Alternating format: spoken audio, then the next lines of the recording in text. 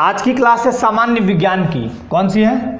सामान्य विज्ञान। ठीक है, सामान्य विज्ञान को हम कितने पार्ट में डिवाइड करते हैं? मुख्यतः 3 पार्ट में। फिजिक्स, केमिस्ट्री, बायो, आप सभी को पता है ना? Physics, chemistry, bio. अब एक चीज़ और ध्यान दीजिएगा, इस विज्ञान में हम लोग क्या पढ़ेंगे? सामान्य नहीं, जीव विज्ञान। हम लोग क्या पढ़ेंगे? तो जीव विज्ञान पढ़ेंगे, जीव विज्ञान। ठीक है ना, जीव विज्ञान। लेकिन आगे बढ़ने से पहले आपको ये पूछ लूं कि जीव विज्ञान के पिता कौन है? चलिए, वेरी गुड, ये आपको जानना चाहिए। कौन है? अरस्तु। जीव विज्ञान के शाखा के अंतर्गत कौन आता है? और बॉटनी और जूलॉजी। ठीक है, बॉटनी और जूलॉजी। मैं उधर डिटेल में नहीं जा रहा हूँ, बाकी चीज़ें आपको पता होगी, ध्यान में रखिएगा। अब सवाल ये उठता है कि जीव विज्ञान, चलिए इनके पिता हो गए फादर अरस्तु, जीव विज्ञान हम क्यों पढ़ें? पहला क्वेश्चन तो ये, क्यों पढ़े? क्या जरूरत है पढ़ने का, है ना? क्यों पढ़े जीव विज्ञान, क्यों पढ़े? तो इसका जवाब मैं देता चलता हूं। पहला क्वेश्चन तो ये रहेगा, क्यों पढ़े। दूसरा रहेगा कि इसकी उपयोगिता क्या है, इसी में आ गया उपयोगिता वगैरह। दूसरा रहेगा कैसे पढ़ें, उसके बाद हम जीव विज्ञान स्टार्ट करेंगे। ठीक है, कैसे पढ़ें। ठीक, और ये क्या इसकी उपयोगिता में मैं बता दूंगा कौन कौन से एग्जाम के लिए क्या क्या इसमें आते हैं, कौन कौन से टॉपिक्स इंपॉर्टेंट हैं, वो सारे बातें। क्यों पढ़ें? कोई भी काम करते हैं शुरू में आप तो क्या बोलते हैं? ये काम हम क्यों करें? ठीक है, ये काम हम क्यों करें? तो देखिए, जीव विज्ञान में सबसे पहली बात कि आपको एक डर है, इसलिए पढ़ रहे हैं। मैं सीधा सा शब्दों में अगर बोलूं तो जीव विज्ञान आप डर से पढ़ रहे हैं। आपको यही डर है कि अगर मैं नहीं पढ़ूंगा तो एग्जाम में क्वेश्चन छूट जाएंगे, तो आप डर से पढ़ रहे हैं। जीव विज्ञान से तो इतना तो प्रेम है नहीं कि दिन रात आप उसके यादों में खोए हैं। प्रेम तो है नहीं, ये तो पक्की बात है, प्रेम नहीं है, डर है। डर किस बात का है भाई? एग्जाम होगा, यानी एग्जाम में लिख देता हूं, प्रतियोगी परीक्षाओं में प्रश्न पूछे जाते हैं। तो जीव विज्ञान एक महत्वपूर्ण सेक्शन होता है सामान्य विज्ञान का। अगर मैं बात करूं सामान्य विज्ञान में, तो आमतौर पे जो एग्जाम्स होते हैं उनमें देखा गया कि सबसे ज़्यादा क्वेश्चन जीव विज्ञान से पूछे जाते हैं। लेकिन पार्टिकुलर के कोई टेक्निकल एग्जाम है, कोई टेक्निकल एग्जाम है, तो उसमें फिजिक्स केमिस्ट्री वाले ज़्यादा क्वेश्चन रहते हैं। लेकिन आमतौर पे जो सामान्य एग्जाम है उनमें क्या रहता है? जीव विज्ञान का रोल थोड़ा ज़्यादा होता है। तो पहला तो डर खत्म करने के लिए आप एग्जाम की तैयारी के लिए ये पढ़ रहे हैं। ये कौन से एग्जाम में मददगार साबित होगा? तो याद रखिएगा आप, पीएससी ऑब्लिक आपका आईएएस, जो भी है आपका यूपीएससी वगैरह, यूपीएससी और जो भी सिविल सर्विसेज एग्ज़ाम, जितने भी सिविल सर्विसेज एग्ज़ाम हैं उनमें बहुत महत्वपूर्ण रोल होता है ना? उसके अलावा अन्य प्रतियोगी परीक्षाओं में भी इसकी बहुत महत्वपूर्ण भूमिका है। तो इस डर को मिटाने के लिए आप पढ़िएगा, इसको पढ़ना ही है। ये तो जाहिर सी बात है कि आपको पढ़ना ही है, इसके बाद कोई विकल्प तो है नहीं, है ना? दूसरा, ये क्यों पढ़ें? एक तो सवाल ये है कि डर है आपका। दूसरा, वैसे बहुत सारे अभ्यर्थी होंगे जो एग्जाम्स कई वर्षों से दे रहे होंगे, 2 साल 3 साल 4 साल दे रहे होंगे, ऐसे तो कई होंगे, है ना? तो उनमें डर धीरे धीरे खत्म हो गया है। वो क्यों पढ़े? तो वो इसको मजबूत करने के लिए पढ़े, स्ट्रांग बनाने के लिए पढ़े, ताकि यहाँ से क्वेश्चन स्लिप ही ना करे, छूटे ही नहीं। ठीक। थर्ड, क्यों पढ़े? उसका सीधा सा जवाब है, मनुष्य 84 लाख योनियों में सबसे बुद्धिमान माना जाता है। मनुष्य 84 लाख योनियों में सबसे बुद्धिमान माना जाता है। और आपका जो बॉडी है, इसी बायोलॉजी के तहत, मतलब इसी जीव विज्ञान के तहत, हम बायोलॉजी लिख देते हैं, इसी बायोलॉजी के तहत आपका ये पूरा बॉडी का स्ट्रक्चर आता है। और जो आप अब देखिए, आपके बॉडी का स्ट्रक्चर, बॉडी स्ट्रक्चर या जो भी इसमें चीजें चल रही हैं, 84 लाख योनियों में से एक जो मनुष्य जीव है उसका अध्ययन इसी बायोलॉजी में करेंगे, टोटली अध्ययन। और कहा भी गया है कि एक स्वस्थ शरीर में ही स्वस्थ मन का वास होता है। तो अगर आपका बॉडी का स्ट्रक्चर, यानी आपके बॉडी के भीतरी पार्ट्स बिल्कुल सही काम कर रहे हो, तभी ये डर आपका एग्जाम में खत्म होगा। मालूम चला कि बायोलॉजी लेके बैठे हैं, सर दर्द होने लगा, पेट दर्द होने लगा, पीठ दर्द होने लगा, कुछ और प्रॉब्लम्स हैं, तब तो हो गया कल्याण। तो आपको खुद के बॉडी के प्रति सजग रहने के लिए बायोलॉजी पढ़ना चाहिए। अपनी बॉडी को कैसे हम तरीके से रखें, बॉडी के क्रियाकलापों को कैसे ठीक रखें, क्या खाएं क्या ना खाएं, कौन सा चीज़ लें नहीं लें, है ना? ये सारी बातें आप कहाँ दिख पढ़ेंगे? तो बायोलॉजी के तहत पढ़ेंगे। ये तो हुआ क्यों पढ़े, तो ये 3-4 कारण हुए, 3 कारण जो भी हुए। अब रहा सवाल कि कैसे पढ़ें, बायोलॉजी को हम कैसे पढ़ें। ठीक, ध्यान दीजिए, बायोलॉजी पढ़ने में दो बातों का ध्यान हमेशा रखिएगा। एक तो पहला लैंग्वेज का, कई बार ऐसा होता है कि बायोलॉजी में आप पढ़े हैं इंग्लिश वर्ड, क्योंकि यहाँ इंग्लिश हिंदी सब मिक्स होगा, और आपसे पूछ देता है हिंदी शब्द।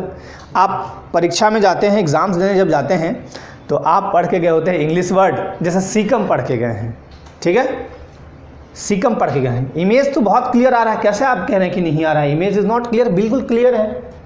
आपको कैसे नहीं दिख रहा है? इमेज नॉट क्लियर दिख तो रहा है, कैसे नहीं कह रहे हैं कि नहीं दिख रहा है?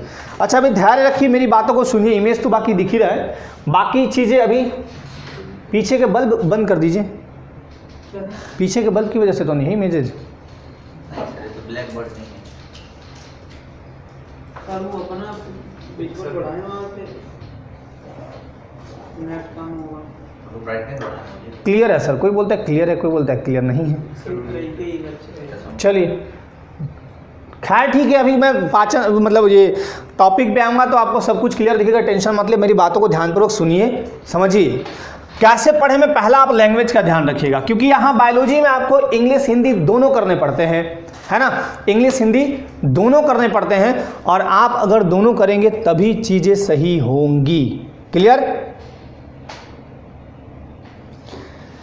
चलिए ध्यान दीजिए। अब तो कैसे पढ़े में एक सवाल तो ये हुआ कि लैंग्वेज का ध्यान रखें, और दूसरा, जब भी बायोलॉजी पढ़ें उसको अपने अंदर लेके पढ़ें। जैसे आप मानव पाचन तंत्र पढ़ रहे हैं, या मान लीजिए हम ब्लड पढ़ रहे हैं, तो एक उत्सुकता के साथ पढ़िए।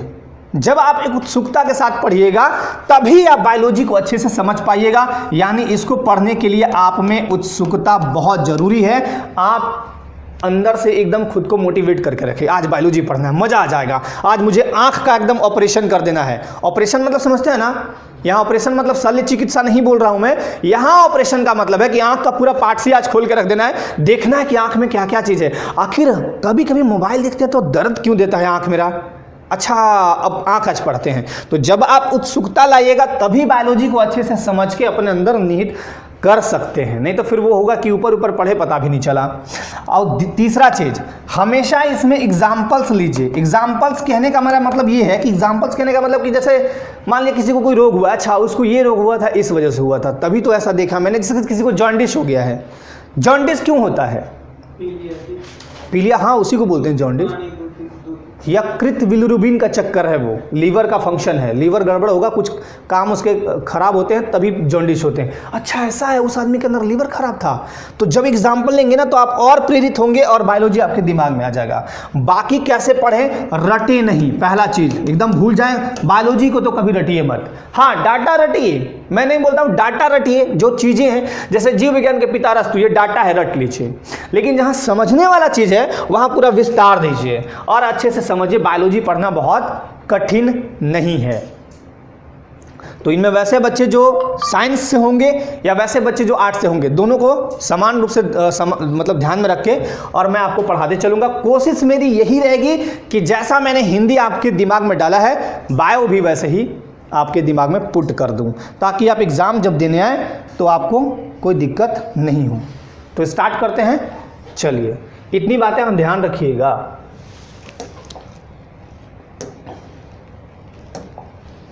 चलिए, आज पहला टॉपिक है मानव पाचन तंत्र।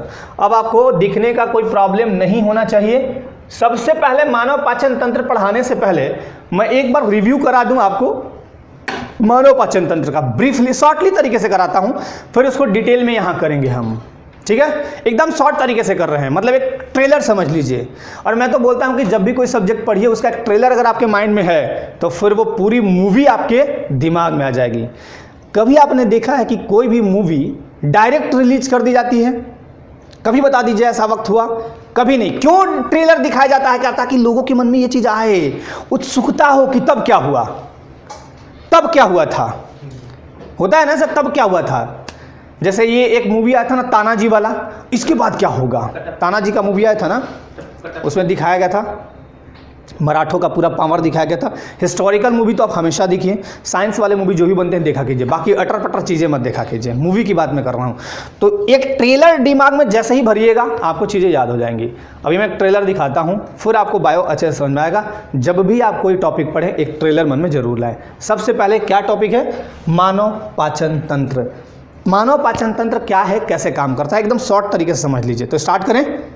चलिए, सबसे पहले हमें, यानी जितने भी हम मनुष्य हैं, हमें जीने के लिए क्या चाहिए? भोजन, वस्त्र, आवास। यही बोला गया, भोजन, वस्त्र और आवास। आवास है सबके पास, वस्त्र भी है, चलिए अच्छी बात है।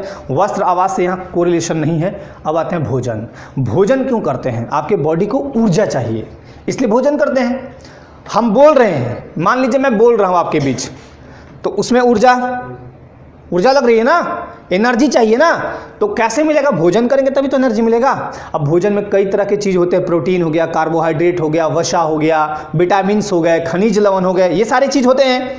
अब देखिए, इसका कहानी सुनाते हैं। कहानी सुना दें या फिर ऐसे ही ट्रेलर दिखा दें? जो बोलिए फटाफट। अब कहानी के नाम से तो बहुत सारे लोग कहानी कहने लगेंगे, तो ट्रेलर ही देख लीजिए पहले। जब भी हम, आप सभी को पता है कि मानव शरीर में कितना % जल है? 70% जल है, ठीक है। तो जब भी हम कुछ खाते हैं उसके बाद पानी तो पीते हैं ना। हाँ, कहानी सुना रहे हैं, थोड़ा धैर्य रख के सुनिए, कहानी ही है। आप मान लीजिए इसको कहानी कन्वर्ट कर लीजिए। हमने कुछ भोजन लिया, मुंह में डालेंगे तो मुंह में, तो भोजन मान लीजिए मैं इतना लेता हूँ, मुंह में डायरेक्ट डाल के निगल क्यों नहीं देता? क्यों नहीं निगलते हैं आप? तो भोजन को सबसे पहले हम दांतों द्वारा चबाते हैं, और उसी समय यदि किसी ने का गुस्सा निकालना हो तो भोजन को देखिए कस के चबा देते हैं। कहने का मतलब उसी गुस्सा में उसको कस के पीसते हैं। तो दांतों का काम होता है भोजन को काटना, फाड़ना, पीसना। सबसे पहले भोजन जो जाता है, दांत का काम होता है, किसी का काम नहीं होता। सबसे पहले दांत काटेगा, फाड़ेगा, तभी तो लीजिएगा। जैसे मान लीजिए सेव दे दिया आपको हम, तो मुंह में डायरेक्ट डाल देते हैं, पहले उसको फाड़ते हैं, काटते हैं। अब तो कई तरह के औजार आ गए ना, अब तो चक्कू से काट दीजिए, 20 भाग कर दीजिए, डायरेक्ट डाल दीजिए, अंदर चला जाएगा, वो अलग बात है। लेकिन आमतौर पे जो हम खाते हैं, काटते हैं। दांतों का काम है काटना, काटने के बाद जीभ का काम है संवेदी अंग है, इसमें कई स्वाद आते हैं, इसमें स्वाद बड्स जिसको बोलते हैं, कलियाँ यहाँ पे हैं बहुत सारी, स्वेद कलियाँ, उसमें स्वाद आते हैं।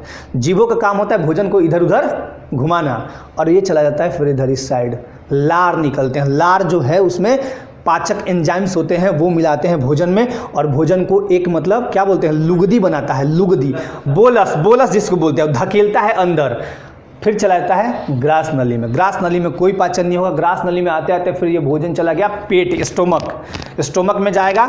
स्टोमक में यहाँ पे कुछ एंजाइम्स निकलते हैं, मिलेंगे, है ना, HCl वगैरह वगैरह। उसके बाद फिर वो भोजन को सड़ने से रोकेंगे। फिर वो उसके बाद जाएगा आगे, आंत तक जाएगा। छोटी आंत, आंत के कितने पार्ट? 2, छोटी आंत, बड़ी आंत। अब आंत में जाने से पहले भोजन में क्या क्या मिलेगा? तो देखिए, यकृत से निकलेगा बाइल जूस, यानी पित्त रस। पित्त रस का काम क्या होगा? भोजन को सड़ने से बचाना। और भोजन के साथ जो आप बैक्टीरिया डाले हैं, आप मान लीजिए ठीक है, खूब बढ़िया फल को धो लिए, वातावरण को तो नहीं धो रहे ना, वातावरण में दुनिया भर के धूल है, कण है, बैक्टीरिया है, उसको तो नहीं रोक रहे ना। बैक्टीरिया तो छोटे छोटे होते हैं, कैसे देख लीजिएगा, खा रहे तो चला गया, तो उसको मारने का काम करता है। और पित्त रस भोजन को सड़ने से बचाता है। फिर वहाँ पे भोजन पित्त रस मिलेंगे। उसके बाद जब आंत में जाएगा, छोटी आंत, उसके बाद अग्न्याशय का काम होता है। अग्न्याशय इधर से निकाला रस, कुछ अग्न्यासी रस, वो मिला, वो भी पाचक एंजाइम टाइप का काम करेगा। फिर आगे जाएगा भोजन छोटी आंत में। आहार नल का सबसे लंबा भाग होता है छोटी आंत। छोटी आंत में 3 तरह के रस मुख्य रूप से, आंत रस, और कौन से रस है? अग्न्यासी रस, और एक और कौन सा है, 3 रस निकलते हैं, ठीक है, मैं बता देता हूँ। और वो क्या करते हैं, भोजन में क्या करते हैं, पचाने का काम करते हैं। मतलब जैसे आपने मान लिया कोई तेल का चीज़ खाया, तेल से क्या मिलता है? वसा। तो वसा को तोड़ने का काम, कार्बोहाइड्रेट, शकरकंद खा लिए, कार्बोहाइड्रेट, तो वसा, कार्बोहाइड्रेट, प्रोटीन, उसको तोड़ के एकदम छोटा कर देगा। हाँ, पित्त रस, वो तो पित्त रस मैंने पहले बता दिया। तो ये तोड़ के छोटा कर करके और आंत में काफ़ी टाइम तक भोजन को रखते हैं, और भोजन टूटते महीन कण होते फिर एकदम पिस जाएगा। मतलब उसमें बहुत सारा चीज़ मिल के, और भोजन में फिर जो, अब देखिए किसी भी चीज़ को एकदम मतलब छोटे कण में विभाजित कर दिए, तो फिर उसका अवशोषण होगा। अवशोषण कहने का मतलब कि उससे जो भी चीज़ें, पित्त रस, अग्न्याशय रस, आंत रस, हाँ वेरी गुड, ठीक है, अच्छी बात है, 3 रस निकलते हैं। तो छोटी आंत में मिलके उसके बाद क्या करते हैं, फिर भोजन को भोजन में जो भी अच्छी चीज़ें होती हैं उनको रुधिर वाहिकाओं को देते हैं। लो भाई, खून को मतलब ब्लड वाहिकाओं को देते हैं, लो तुम बॉडी के हर एक पार्ट में भेज दो, बॉडी के हर एक पार्ट में ब्लड के थ्रू सारा कुछ मिल जाता है हमें, फिर हमको एनर्जी मिल जाती है, यानी ऊर्जा मिलती है। ठीक, तो भोजन करते हैं तो भोजन का पाचन इस तरह से होता है, और फिर छोटी आंत के बाद वो फिर जितने भी पचे हुए पार्ट हैं वो तो पच गए, वो तो ले लिया हमारा बॉडी पूरा, और बाकी जो खराब पार्ट बचा, या जिसको बोलते हैं आप खराब पार्ट, वो चला जाता है बड़ी आंत में। बड़ी आंत का काम होता है जल का अवशोषण करते हुए, और जो खराब पार्ट है यानी जो मल है उसको छोटी आंत में मलाशय में स्टोर करेगा, फिर वो गुदा द्वारा बाहर मल निकल जाता है। ठीक है, यही काम है, यही आपको पढ़ना है। क्या दिक्कत है इसमें, बस यही पढ़ना है, ये डिटेल में करना है आपको। ट्रेलर यही था, कहानी हो गई ख़त्म। अब स्टार्ट करते हैं पूरी फिल्म। तो मानव पाचन तंत्र जिसको बोलते हैं ह्यूमन डाइजेस्टिव सिस्टम। ठीक, मानव पाचन तंत्र में ध्यान दीजिएगा, दो तरह के पाचन तंत्र होंगे, मतलब दो तरह की चीज़ें होंगी। पहला होगा आहार नाल, जिसको हम एलिमेंट्री कनाल या गैस्ट्रो इंटेस्टाइनल ट्रैक्ट बोलते हैं। ठीक है ना, दो जगह ट्रैक्ट हो गया, सॉरी। अब इसमें 4 पार्ट होंगे। आहार नाल में हम मुख्य रूप से इनको 4 पार्ट में डिवाइड करते हैं। पहला है मुख गुहा। कौन सा है?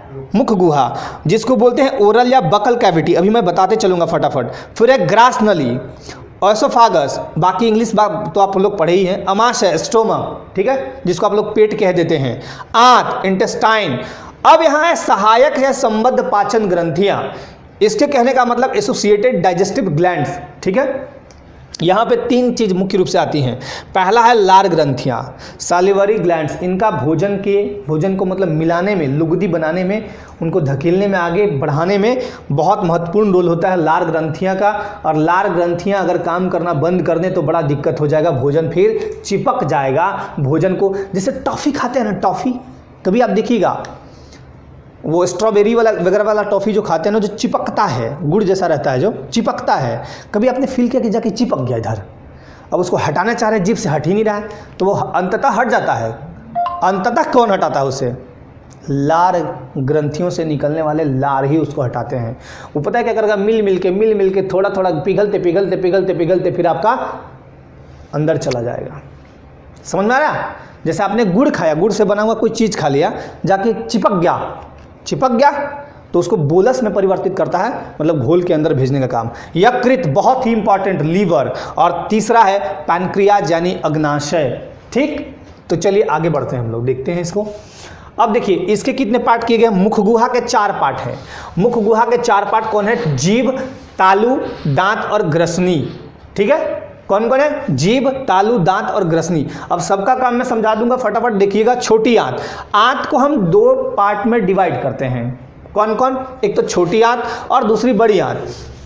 आहार नाल का जितना भी हमारा पूरा बॉडी में ये है, सबसे जो बड़ा होता है लंबाई में, वो होता है छोटी आंत। ग्रहणी, इसके 3 पार्ट, ग्रहणी यानी ड्यूडेनम, अग्र क्षुद्रांत या मध्यांत्र, और क्षुद्रांत जिसको इलियम कहते हैं। तो ये 3 पार्ट में बटा हुआ है। उसी तरह बड़ी आंत भी 3 पार्ट में बटा हुआ है। ठीक, पहला है उंडुक। अब देखिए, अगर आपसे पूछ दिया, सीकम ना देके उंडुक दे दिया, मैंने यही बोला था कि इंग्लिश और हिंदी दोनों वर्ड्स को बहुत अच्छे से ध्यान में रखिएगा, ताकि एग्जाम्स में कुछ भी पूछा जा सकता है। फिर दिया बृहद्रांत यानी कोलन, और मलाशय यानी रेक्टम।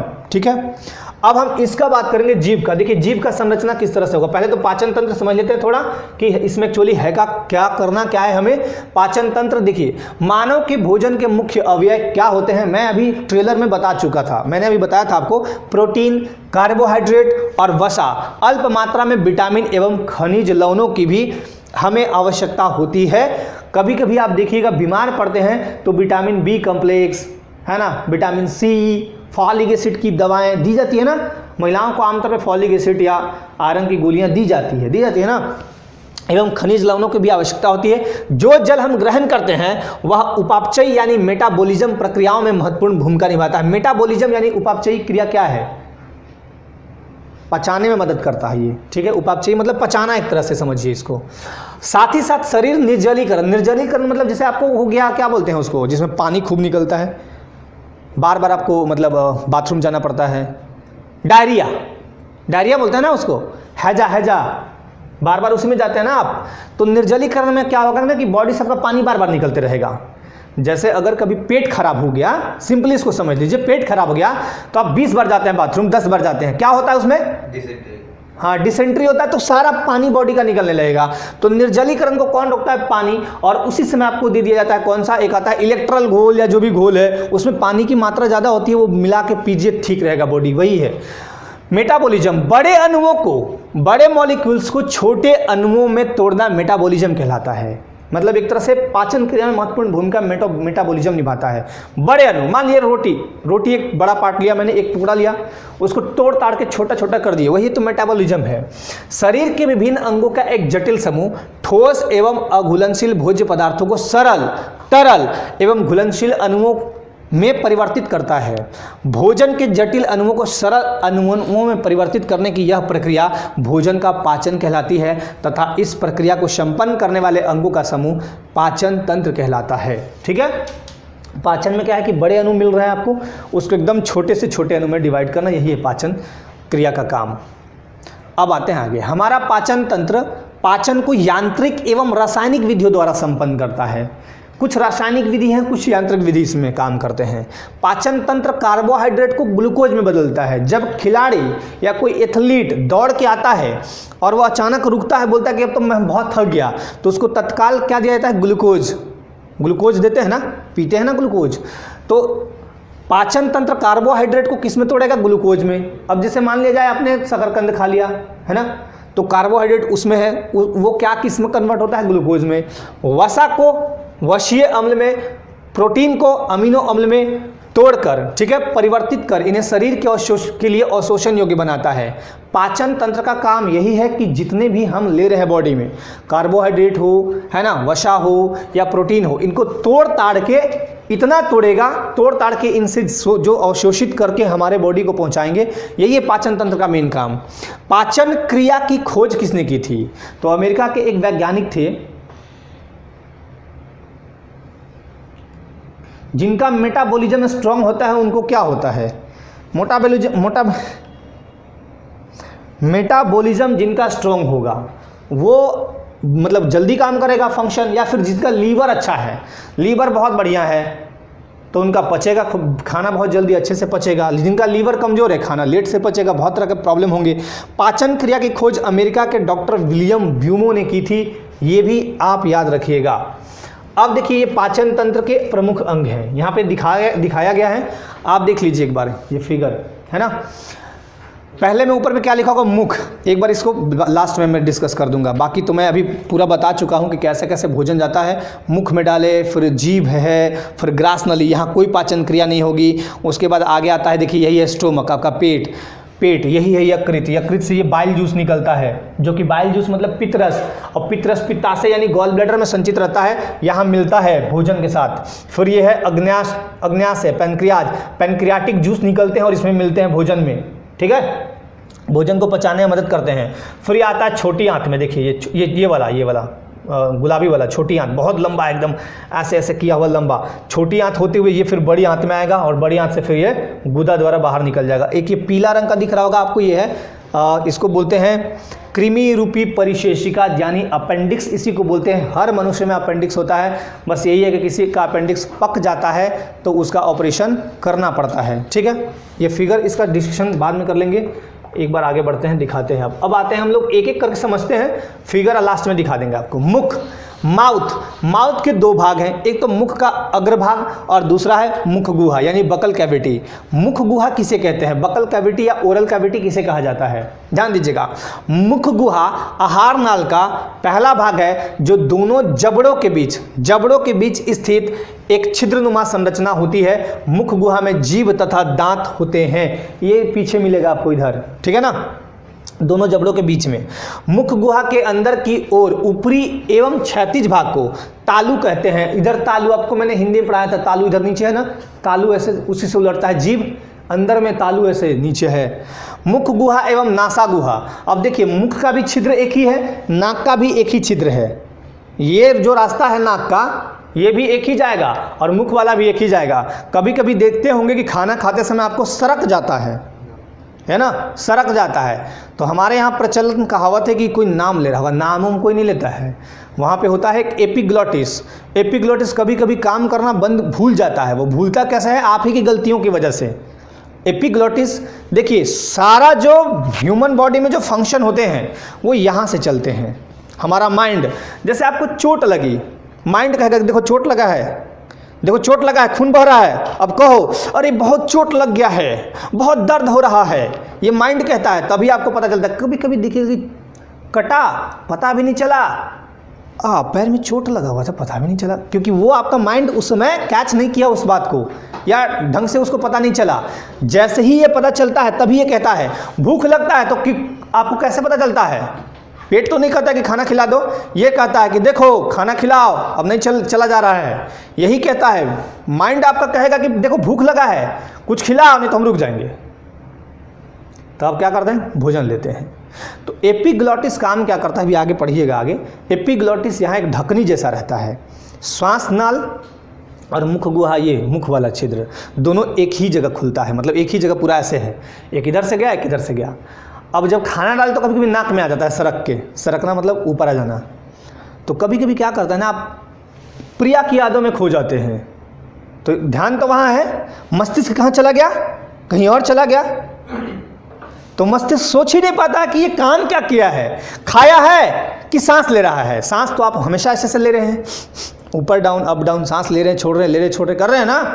तो वो बेचारा याद में खोया रहता है, तो वो कहता है कि नहीं अभी सांस ले रहा है, खा नहीं रहा है, अभी तो खाना ये खा नहीं रहा है। तो सांस वाला नली खुला रहता है और मुंह वाला बंद हो जाता है। उसी के फलस्वरूप आपका सरक जाता है। उसी को बोलते हैं आप कि कोई याद कर रहा है। याद कोई नहीं कर रहा होता, बल्कि आप किसी की याद में खो जाते हैं, या कोई बात आपके मन में चल रही होती है और वो मस्तिष्क सूचना देना भूल जाता है आपको कि आप मतलब उस अंग को, ग्लॉटिस को सूचना देना भूल जाता है कि ये खाना खा रहा है या श्वास ले रहा है। इसी वजह से सरकता है।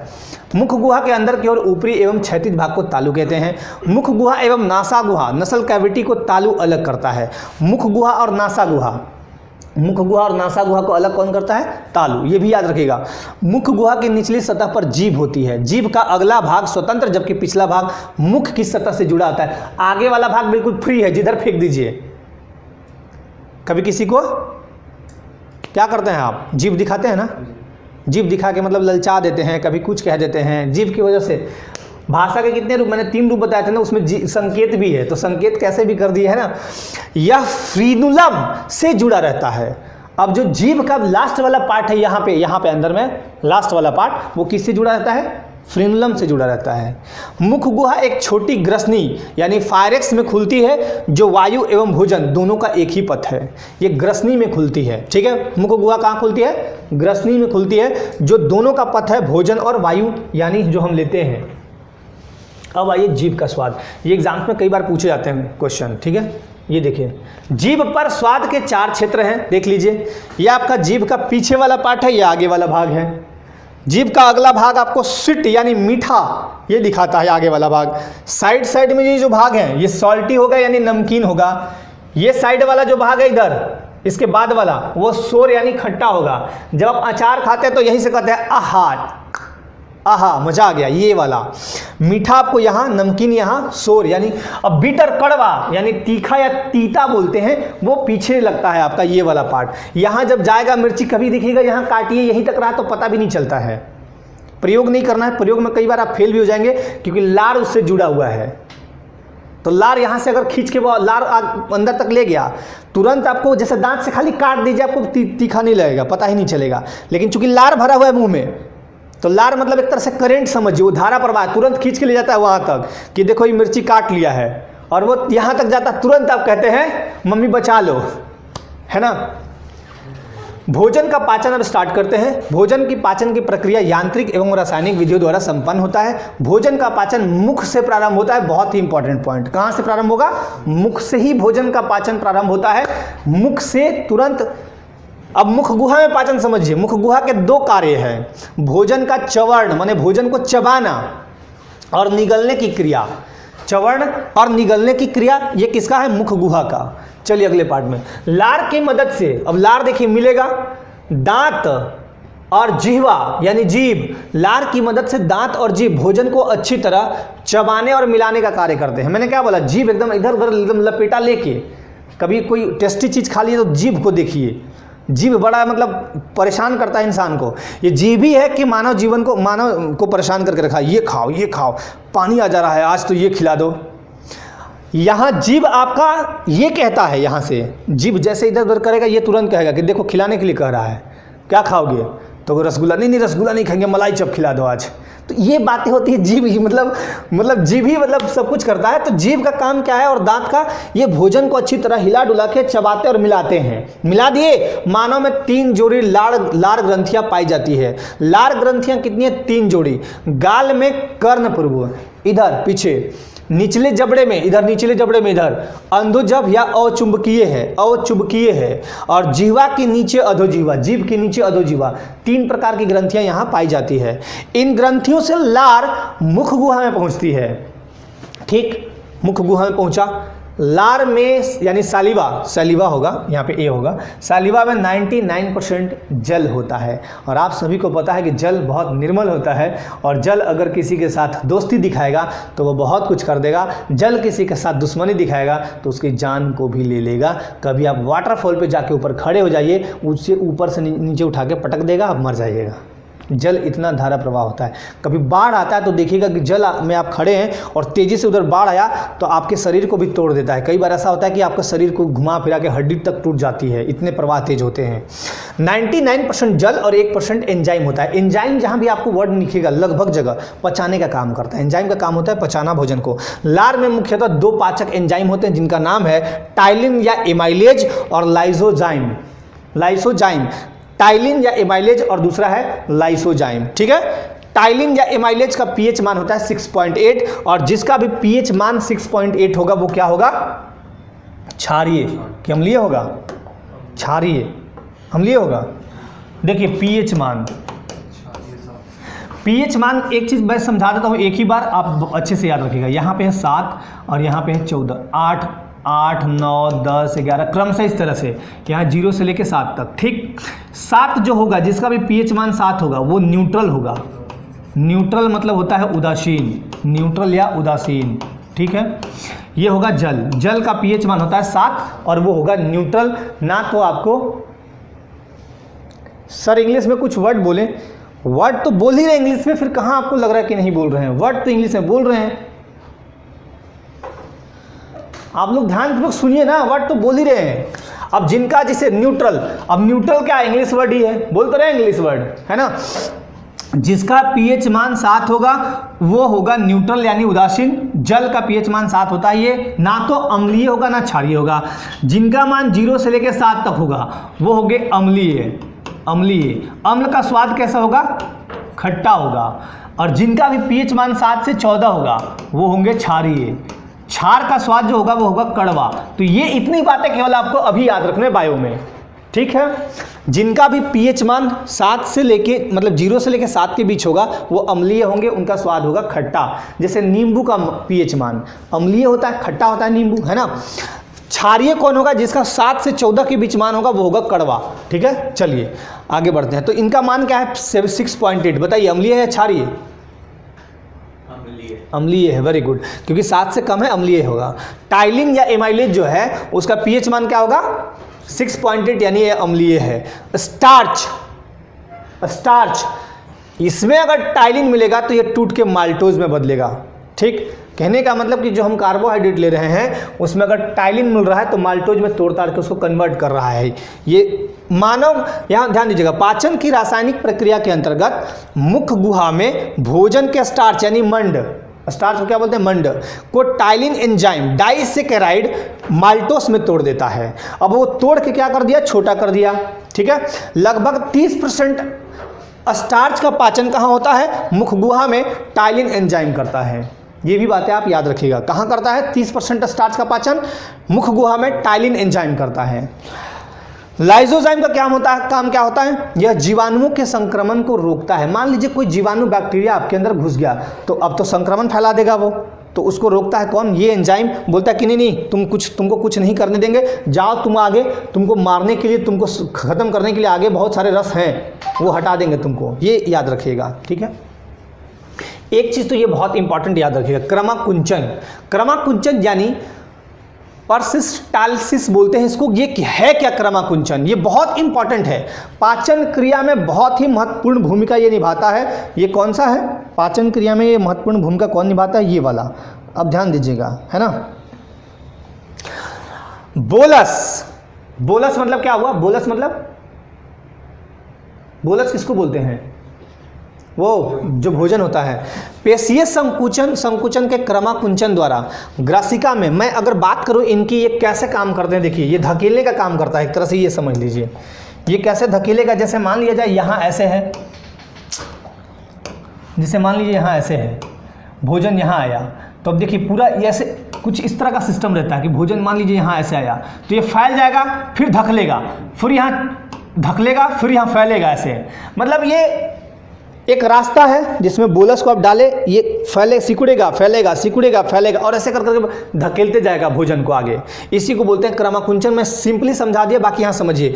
पाचन क्रिया में महत्वपूर्ण है। बोलस पेशीय संकुचन के क्रमाकुंचन द्वारा ग्रासिका में आगे बढ़ता है, फिर यह अमाशय में, अमाशय से छोटी आंत में, और फिर बड़ी आंत में, फिर बृहदांत और अंत में गुदा तक क्रमाकुंचन के द्वारा आता है। मतलब ये ऐसे सिकुड़ा फिर फैला, सिकुड़ा फैला, ऐसे करके बोलस को धकेलते रहता है। धकेलने का काम ये क्रमाकुंचन द्वारा किया जाता है।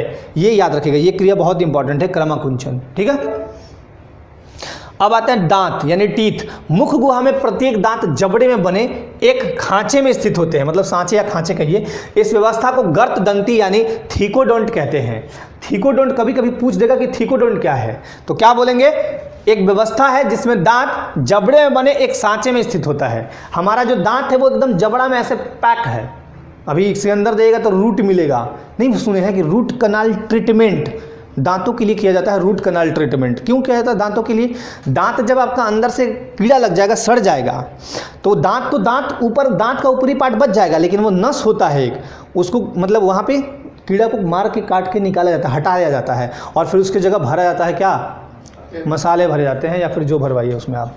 मनुष्य तथा अधिकांश स्तनधारियों के जीवन में 2 तरह के दांत होते हैं। दूध के दांत 8 वर्ष तक लगभग गिर जाएंगे, ये 20 होते हैं। लगभग देखा गया है 8 वर्ष तक, जाते जाते 8, 9, 10, आमतौर पे 8 वर्ष तक दूध के दांत गिर जाते हैं। अब किसी के 12 वर्ष में गिरेंगे तो भाई उसका कहना मुश्किल है, हो सकता है कि कुछ एक्सेप्शन भी हो। तथा अस्थायी दांत आते हैं। एक तो होगा अस्थायी, जिसको दूध के दांत कहते हैं, है ना। इस व्यवस्था को द्विबार दंती कहते हैं। द्विबार दंती कहने का मतलब कि हमारे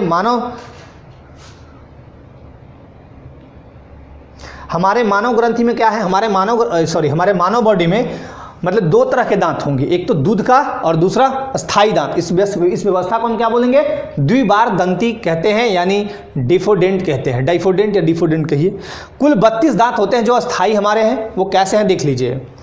अब देखिए 4 प्रकार के दांत हमारे मानव शरीर में होते हैं, ठीक। पहला है कृंतक यानी इंसीजर। इनका काम होता है भोजन को काटना। मैं एक बार दिखा देता हूँ। कृंतक ये सामने वाला होता है, ये सामने वाला, ठीक। रदनक यानी केनाइन, ये नुकीले दांत जो भोजन को फाड़ते हैं, यहाँ पे होता है। 2 ही होते हैं, इधर इधर ऐसे ऐसे, 2 दूना 4, ठीक है ना। केनाइन 2 दूना 4 होंगे, मतलब नहीं सॉरी, एक ऊपर ऐसा होता है ना, ये ऐसे ऐसे, हाँ 2, और 2 नीचे भी तो होंगे। दांत जो भोजन को फाड़ते हैं ये होंगे नुकीले दांत। अग्र चवर्णक यानी प्रीमोलर, भोजन को पीसना, और मोलर, प्रीमोलर मोलर इधर पीछे हैं आपके। एक होगा चवर्णक, इनका काम होता है पीसना तथा चबाना, ठीक।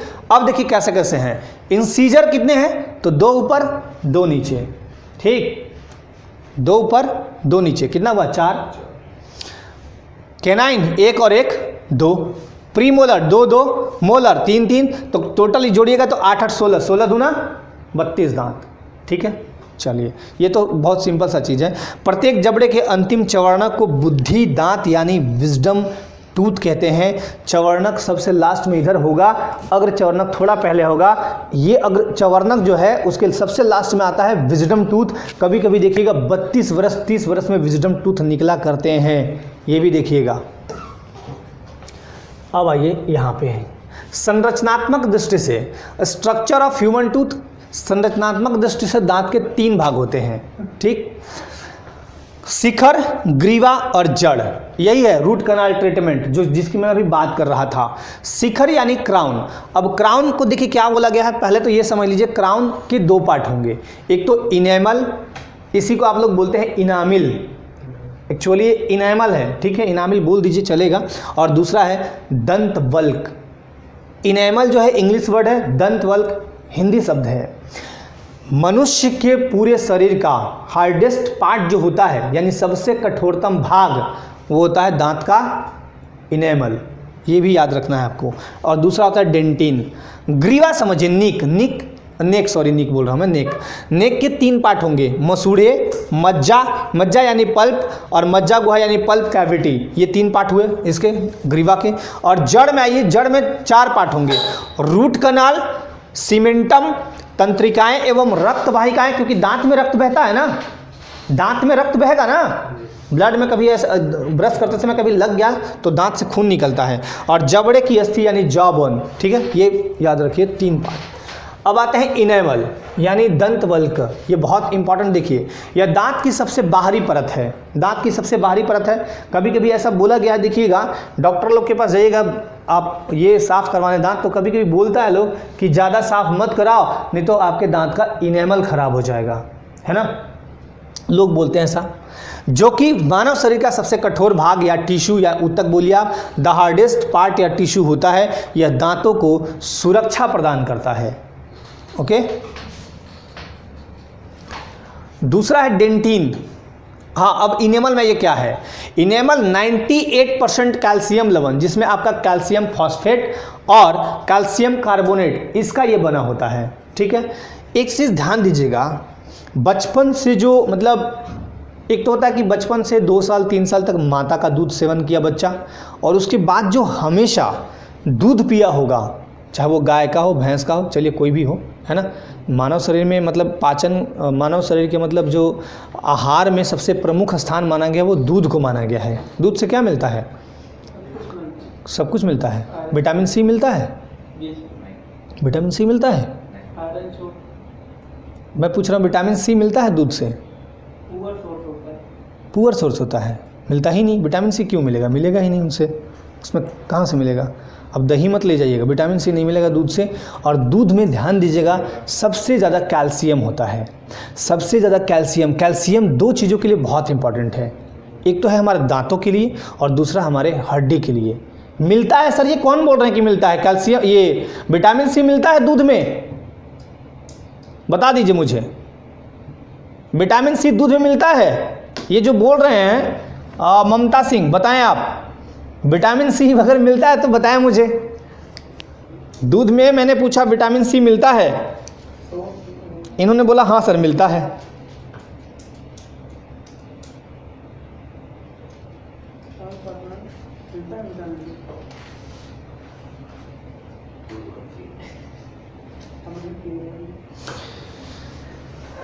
खट्टे फलों में विटामिन सी पाया जाएगा, कैल्शियम मिलता है। और दूसरी बात, एक इम्पॉर्टेंट बात ये याद रखिएगा, मैंने क्या बोला था भूल गए। हाँ, जो बच्चा बचपन से दूध का सेवन करता हो, गाय का हो या भैंस का हो, उसकी हड्डी और उसके दांत बहुत मजबूत होते हैं। और आमतौर पे ऐसा देखा गया है कि जब वो बच्चा बूढ़ा होता है, वही बच्चा जो हमेशा दूध का सेवन किया है, ठीक है, तो उसके दांत आमतौर पे, यदि वो 80 साल 85 साल का है, आमतौर पे नहीं गिरते हैं। कारण क्या है, मजबूत है उसका पूरा ये दांत वाला पार्ट, हड्डी उसके बिल्कुल टूटेंगे नहीं, थोड़े मजबूत होंगे आमतौर पर। दूध में देखिए एक चीज़ और बताता हूँ, दूध में एक चीज़ और बता देता हूँ मैं, डिपेंड करता है कि वो दूध में कितना पानी मिलाया गया है। तो अपने घर के अगर हैं तो वो बहुत अच्छे हैं, बाकी पानी वाले नहीं बोल रहे। तो चलिए आगे बात करते हैं। कैल्शियम फॉस्फेट तथा कैल्शियम कार्बोनेट का बना होता है, जिसे फ्लोरीन मजबूती देता है, किसको, इनेमल को, ये याद रखिएगा। अब आते हैं डेंटिन। यह परत इनेमल के ठीक नीचे स्थित होता है, ठीक है, इनेमल के ठीक नीचे क्या होगा, डेंटिन, तथा शिखर जड़ तक फैली होती है। डेंटिन क्या करता है, गर्म और ठंडे दोनों पदार्थों को दांतों से सुरक्षा करती है। कभी देखिएगा, पीजिएगा ना आप, अरे इनका क्या हो गया भाई सर, मिल्क को गर्म करने के बाद विटामिन सी इंड हो जाता है, कैल्शियम डाइजेशन में और कैल्शियम डाइजेस्ट होने में विटामिन डी चाहिए। अभी मैं डाइजेशन नहीं करा रहा हूँ, टेंशन मत लीजिए। टीथ में पायरिया क्यों होता है? दांतों को साफ़ ना करें पायरिया हो जाएगा, दांतों में गंदगी भरी है पायरिया होगा, उसके कारण दांत को ठीक से साफ़ नहीं करेंगे उसके कारण पायरिया होता है ना। चलिए ग्रसनी में आते हैं। मुझे तो लगता है कि ये लोग सारा अपना प्रॉब्लम निकाल के रख देंगे कि सर ये पेट खराब क्यों होता है, आंख दर्द क्यों देता है, कान दर्द क्यों देता है, ऐसे मत पूछिएगा, है ना। मैं डॉक्टर नहीं हूँ, बस बायोलॉजी पढ़ा रहा हूँ, डॉक्टर ना समझिएगा। चलिए मुख, ये ग्रसनी देखिए, फारेक्स यह मुख गुहा का पीछे का भाग है। फारेक्स क्या है? फारेक्स जो है यह मुख गुहा के पीछे का भाग है। इसमें दो समान छिद्र होते हैं। एक तो होता है देखिए भोजन को निगलने का लास्ट में यहाँ देखिएगा ऐसे, और दूसरा नाक, ये इसका भी जाके वहीं मिलता है। ठीक, इसको मैं एक फिगर में दिखा दूं ताकि आपको और अच्छे समझ में आ जाए। जैसे मान लिया जाए ये है नाक का मार्ग, ये कुछ नाक का मार्ग है और ये मुंह का मार्ग है। अब देखिए एक ही बन गया, मतलब ये खुला रहेगा, सॉरी ये बंद कर दिया मैंने। यहाँ पे एक एपिग्लोटिस रहेगा, ये ढकनी, ये ढकनी ऐसे बंद होगा, ऊपर में रहेगा, मतलब कभी यहाँ बंद होगा कभी यहाँ बंद होगा। तो अब ध्यान दीजिएगा, अगर ये ऐसे होगा, मान लिया जाए, फिर से मैं एक बार दिखा दूँ, ये वाला एक पार्ट है, ये वाला एक पार्ट है, तो ये ऐसे आ गए। ओहो, जैसे एक पार्ट यहाँ से आया, एक पार्ट यहाँ से आया, अब ये ऐसे आ रहा है नीचे में, तो यहाँ पे एक ढकनी होता है, ऐसा ढकनी जो कभी ये बंद कर देगा कभी ये बंद कर देगा, इसी को बोलते हैं हम एपिग्लोटिस। और ये एपिग्लोटिस अगर ठीक से काम नहीं करता तभी कभी कभी क्या होता है, हमारा खाना वो नाक तक चला आता है। यह मुख गुहा का पीछे का भाग है, इसमें दो समान छिद्र होते हैं भोजन निगलने और श्वास लेने के लिए।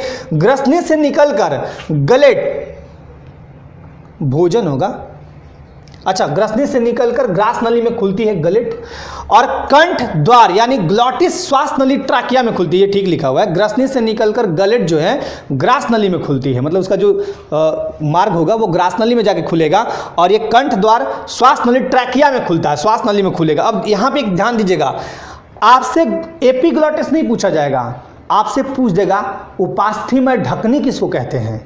देखिए एपिग्लॉटिस, इसको बोलते हैं उपास्थि में घाटी ढक्कन। क्या बोलते हैं? उपास्थि में घाटी ढक्कन बोलते हैं। और ये काम क्या है, चपटी संरचना जो कंठ द्वार से आगे स्थित होता है, कंठ द्वार से थोड़ा आगे स्थित होगा।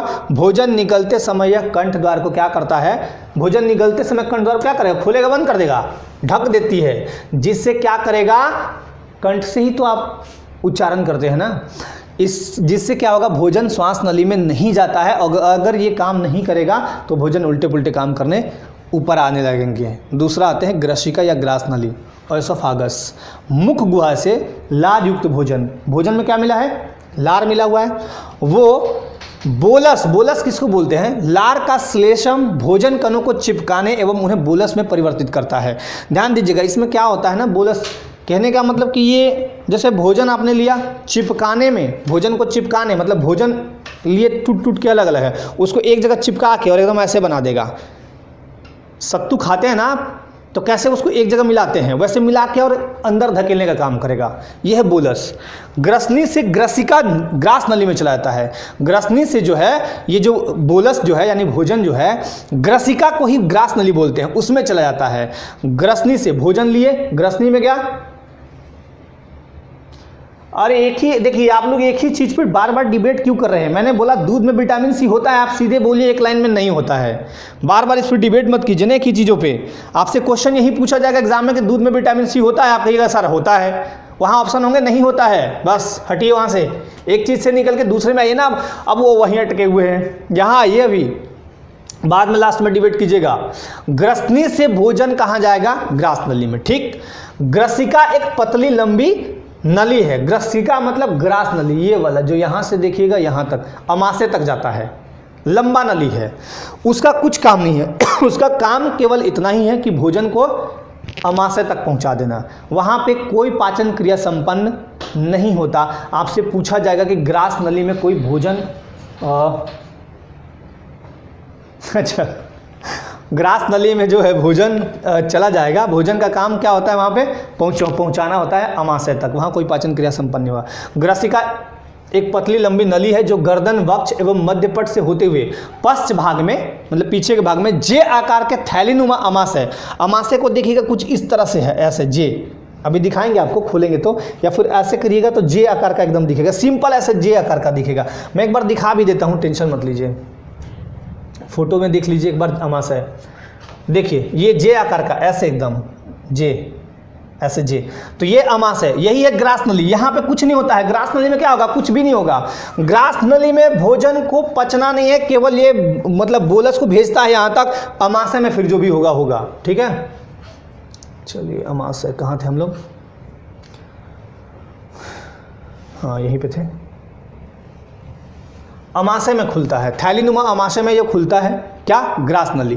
क्रमाकुंचन, जिसके बारे में मैंने बताया है, प्रक्रिया के कारण भोजन ग्रास नली से अमाशय में पहुंचता है। याद रखिएगा, अगर क्रमानुकुंचन की प्रक्रिया बंद होती या नहीं होती तो भोजन वहीं का वहीं रह जाता।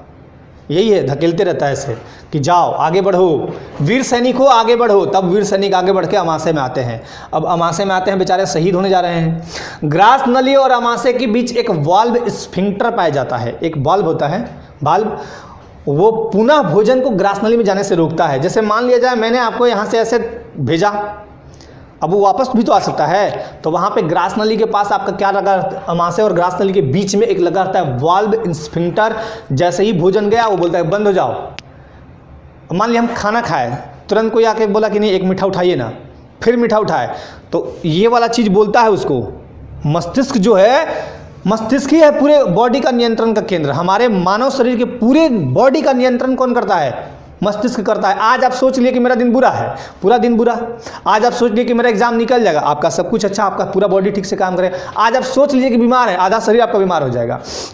तो ये कहता है कि देखो भाई एक मीठा खाया है, खोल दो, दरवाज़ा खोलो, तो खोलता है कौन, ये अमाशय और ग्रास नली का खोलता है, फिर वो बंद हो जाएगा अपने आप। तो ये हमेशा याद रखिएगा, ग्रास नली में कोई पाचन क्रिया नहीं होती, यह केवल भोजन को अमाशय तक पहुंचाता है। अब आइए अमाशय, बहुत ही इंपॉर्टेंट, स्टोमक, ठीक, बहुत ही इंपॉर्टेंट स्टोमक। यह गुहा के ऊपरी भाग में स्थित होता है। मैंने अभी आपको दिखाया अमाशय कहाँ होता है। अमाशय में मुख्यतः 3 भाग हैं। अग्रभाग जिसको बोलते हैं कार्डियक या जठरागम भाग, कार्डियक अंग्रेजी बोलते हैं उसको, हिंदी में बोलते हैं अग्रभाग या जठरागम भाग। इसमें ग्रास नली आके खुल जाती है, बस, ठीक। दूसरा भाग बीच में होगा जिसको बोलते हैं हम लोग मध्य भाग या फंडिस, ठीक। और तीसरा भाग होगा इंपॉर्टेंट, ये पश्च भाग या जठर निर्गमी, पाइलोरिक जिसको बोलते हैं। इसका निकास छोटी आंत में होता है। भोजन जब गया अमाशय तक गया तो फिर छोटी आंत में उसको भेजिएगा ना, तो ये पश्च भाग या जठर निर्गमी, ठीक। चलिए, जठर मतलब होता क्या है वैसे अगर बोले तो, जठर मतलब पेट होता है, नहीं बोलते जठराग्नि, पेट की आग। अमाशय प्रोटीन पाचन का महत्वपूर्ण स्थान है। देखिए अब अमाशय में, स्टोमक में क्या होगा, प्रोटीन पचेगा। प्रोटीन पचने का यहाँ मेन काम यही होता है। यहाँ कार्बोहाइड्रेट का पाचन नहीं होता है, ठीक। अमाशय की म्यूकोशा में जठर ग्रंथियाँ स्थित होती हैं जो जठर रस स्रावित करती हैं। अब ध्यान दीजिएगा, अमाशय से क्या निकलता है, जठर रस। जठर रस जिनका पीएच मान 1.8 होता है, ये अम्लीय होंगी या क्षारीय, अम्लीय होंगी, वेरी गुड। जठर ग्रंथियों में मुख्य रूप से 3 प्रकार की ग्रंथियां होती है। अब देखिए कौन कौन, म्यूकस का स्राव करने वाली श्लेष्मा ग्रीवा कोशिकाएं, मतलब एक तरह से देखा जाए तो भोजन को लपेटने, आगे बढ़ाने। श्लेष्मा एक चिपचिपा पदार्थ टाइप का होता है, ठीक है ना। चलिए, ये म्यूकस, अगर हम बोले म्यूकस की बात करें, म्यूकस एक चिपचिपा पदार्थ होगा जो मतलब चिकनापन रखेगा बॉडी में। जैसे मान लिया जाए कोई चीज़ आपके बॉडी में, एक पाइप है, उसमें कोई चीज़ डाल दिया आप, एक कोई भी चीज़ डाले उसमें, और पाइप में चिकनाहट नहीं होगा, तो वो पाइप को जहाँ जहाँ थोड़ा प्रेशर पड़ेगा काटते जाएगा, होता है ना ऐसा। चलिए, दूसरा है पेप्टिक या मुख्य कोशिकाएं, जो प्रो एंजाइम पेप्सिनोजेन का स्राव करती है। और तीसरा, ये बहुत जरूरी है, ये वाला, ये याद रखिए आप, तीनों में ये याद रखना ही है, भित्तीय या ऑक्सिंटिक ऑक्सिंटिक कोशिकाएं जो हाइड्रोक्लोरिक अम्ल और नैज कारक स्रावित करती है, और यही नैज कारक जो है विटामिन B12 का अवशोषण करती है। विटामिन B12 का अवशोषण कौन करता है? नैज कारक। नैज कारक स्रावित कौन करता है? अमाशय। अमाशय में कौन करता है? तो भित्ति या ऑक्सिंटिक कोशिकाएं करती हैं। ये याद रखिएगा, ठीक है, यहां तक याद हो गया। अब आप ये जो अमाशय में जो है 4-5 घंटे भोजन का संग्रहण रहता है, मतलब अमाशय में 4-5 घंटा भोजन रहेगा, बहुत ज़्यादा नहीं रहेगा। अच्छा एक बात बताइए, भोजन को पचने में कितना टाइम लगता है? लगभग 4 से 5 घंटा भोजन पचा लीजिएगा। भोजन को पचने में कम से कम 10 से 12 घंटे लगते हैं, ये याद रखिएगा। कम से कम 10 से 12 घंटे लग जाते हैं भोजन पचने में। 4-5 घंटे तो आपका अमाशय रखेगा, मतलब पेट में रहेगा, उसके बाद फिर छोटी आंत, बड़ी आंत, तब ना निकलेगा। 2-2 घंटे में खाते हैं ये तो अच्छी बात है, खाते रहिए 2-2 घंटे में। अमाशय के पेशीय दीवार के संकुचन द्वारा भोजन अम्लीय जठर रस से पूरी तरह मिल जाता है, जिसे काइम कहते हैं। ठीक, डिपेंड्स ऑन फूड। हाँ वो तो है, डिपेंड्स ऑन फूड। आमतौर पे हम जो भोजन करते हैं वो लगभग 11-12 घंटा लगा ही लीजिए आप, उतने टाइम में पचते हैं आमतौर पे जो भोजन करते हैं। अब ऐसा भोजन मत करिए, अब हाथी का मतलब मांस अगर खा लिए तो फिर मत कहिए 3 दिन में नहीं पचेगा, वो हो सकता है। एक बात कह रहे हैं, हाथी की जो चमड़ी होती है बहुत हार्ड होती है ना। हाथी को देखिए 1 डंडा मारिए, उसको कुछ पता चलेगा? लेकिन अगर कहीं आपको 1 डंडा मारिए, मुर्गी को 1 डंडा मार दीजिए, मुर्गी मर जाएगी। तो मुर्गी का जो मांस होता है बहुत सॉफ्ट होता है। उसी तरह जैसे जैसे जीव बढ़िएगा तो वो हाथी का वो बहुत होता है। खैर, जठर रस के अंतर्गत पाचक एंजाइम पेप्सिन, रेनिन। अब रेनिन क्या करता है? दूध में क्या दूध को पचाने का काम करता है रेनिन, बहुत इंपॉर्टेंट। हाइड्रोक्लोरिक अम्ल बॉडी में हमारा कई तरह का मतलब जो बैक्टीरिया उनको मारेगा। म्यूकस, गैस्ट्रिक लाइपेज आदि आते हैं। ठीक है, गैस्ट्रिक लाइपेज में गैस रस। हाँ क्या अब मैं कैसे बता दूं? आपकी इच्छा है, डिपेंड आप पे करता है क्या करना चाहिए नहीं करना चाहिए, है ना। पेप्सिन, रेनिन, हाइड्रोक्लोरिक अम्ल, म्यूकस, ये तो हो गया, गैस्ट्रिक लाइपेज इत्यादि। हाइड्रोक्लोरिक अम्ल की उपस्थिति में, अब ध्यान दीजिएगा, इधर ध्यान दीजिए, ये पॉइंट सब याद रखना है आपको। हाइड्रोक्लोरिक अम्ल की उपस्थिति में प्रो एंजाइम पेप्सिनोजेन सक्रिय पेप्सिन में बदलकर प्रोटीन को सरल अणुओं पेप्टाइडो, पहले प्रोटियोज फिर पेप्टोन से बदलते हैं। ये मैंने बोल तो दिया लेकिन इसको समझाता हूँ अच्छे से ताकि आपको दिमाग में मतलब आते रहें। देखिए क्या बोला गया, हाइड्रोक्लोरिक अम्ल की उपस्थिति में यानी HCl होना चाहिए। Pro enzyme pepsinogen, pro enzyme जो होते हैं पेप्सिनोजेन वो किस में कन्वर्ट होंगे? तो ये पेप्सिन में बदलकर, सक्रिय पेप्सिन में बदलकर प्रोटीन को सरल अणुओं में तोड़ता है, यानी पेप्टाइडों में तोड़ता है। प्रोटीन आप लिए वो छोटे छोटे पार्ट में तोड़ेगा। अब देखिए कैसे तोड़ेगा।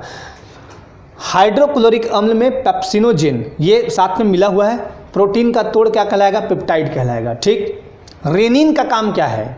अब रेनिन देखिए क्या करता है, नवजातों के जठर रस में रेनिन नाम का प्रोटीन अपघटनीय यानी डीकम्पोजेबल एंजाइम होता है जो दूध के प्रोटीन को पचाते रहता है। कभी कभी देखिएगा बच्चे को जब माँ का दूध नहीं होता है तो भैंस का दूध दिया जाता है। अगर भैंस का दूध एकदम प्योर भैंस का दूध दे दीजिएगा तो बच्चा हमेशा उल्टी करते रहता है, वोमिटिंग करते रहता है। उसका कारण क्या है कि भैंस के दूध में फैट थोड़ा ज़्यादा होता है, गाय के दूध में फैट थोड़ा कम होता है। भैंस के बनिस्बत में बोल रहा हूँ। ठीक, तो जल्दी वसा को पचाएगा नहीं, रेनिन ही तो काम करता है। तो रेनिन जो प्रोटीन है वो वसा को पचाने में मदद करता है। दूध से क्या, दूध में क्या है? वसा है ना, दूध से ही तो घी बनता है ना। तो ये बच्चों में क्या होता है, नवजातों के जठर रस में, जठर रस कहाँ होता है? स्टोमक, अमाशय में।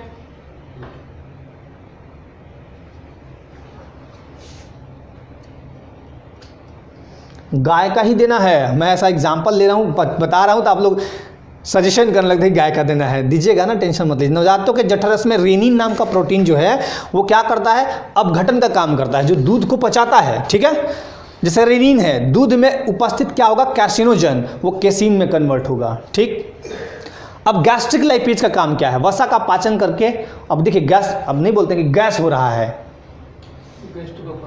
गैस हो रहा है बोलते हैं ना। वसा का पाचन करके ट्राइग्लिसराइड में ये बदलता है। ठीक है, कौन? Gastric lipase. म्यूकस देखिए जठर रस के अम्लीय प्रभाव को कम करता है। अब जठर रस में क्या है? अम्ल है, और अमाशय की रक्षा करता है। अम्ल का काम देखिए क्या होता है, अम्लीय मतलब जो जैसे देखिए पेट में जो होगा ना, अगर ज़्यादा अम्ल हो गया ना तो वो पेट को नुकसान करेगा, पेट के भीतरी दीवारों को चोट पहुंचाएगा, मतलब पेट के भीतरी भागों को नुकसान पहुंचाएगा। कौन? हाइड्रोक्लोरिक अम्ल। एक तरह से अगर देखा जाए तो वो खराब भी होता है हाइड्रोक्लोरिक अम्ल। तो उससे रक्षा कौन करता है, उसके प्रभावों को कम कौन करता है, तो ये म्यूकस करता है। म्यूकस मतलब एक चिपचिपा पदार्थ होगा, वो एकदम बोलता है कि ठीक ठाक से रहो भाई। उसके बाद है आंत। आंत, अब आंत के कितने पार्ट? 2 पार्ट। कौन कौन? एक तो होगा छोटी आंत, एक होगा बड़ी आंत। मानव शरीर में 2 प्रकार के आंत होंगे, छोटी आंत और बड़ी आंत। अब देखेंगे हम लोग छोटा छोटा बात। यहाँ तक समझ में आया? कोई प्रॉब्लम है तो पूछ लीजिए, कोई दिक्कत है तो बताएं। बाकी कुछ डाटा आपको याद करने हैं, वो आपको तो करने ही होंगे, है ना। कोई दिक्कत है तो बताएं।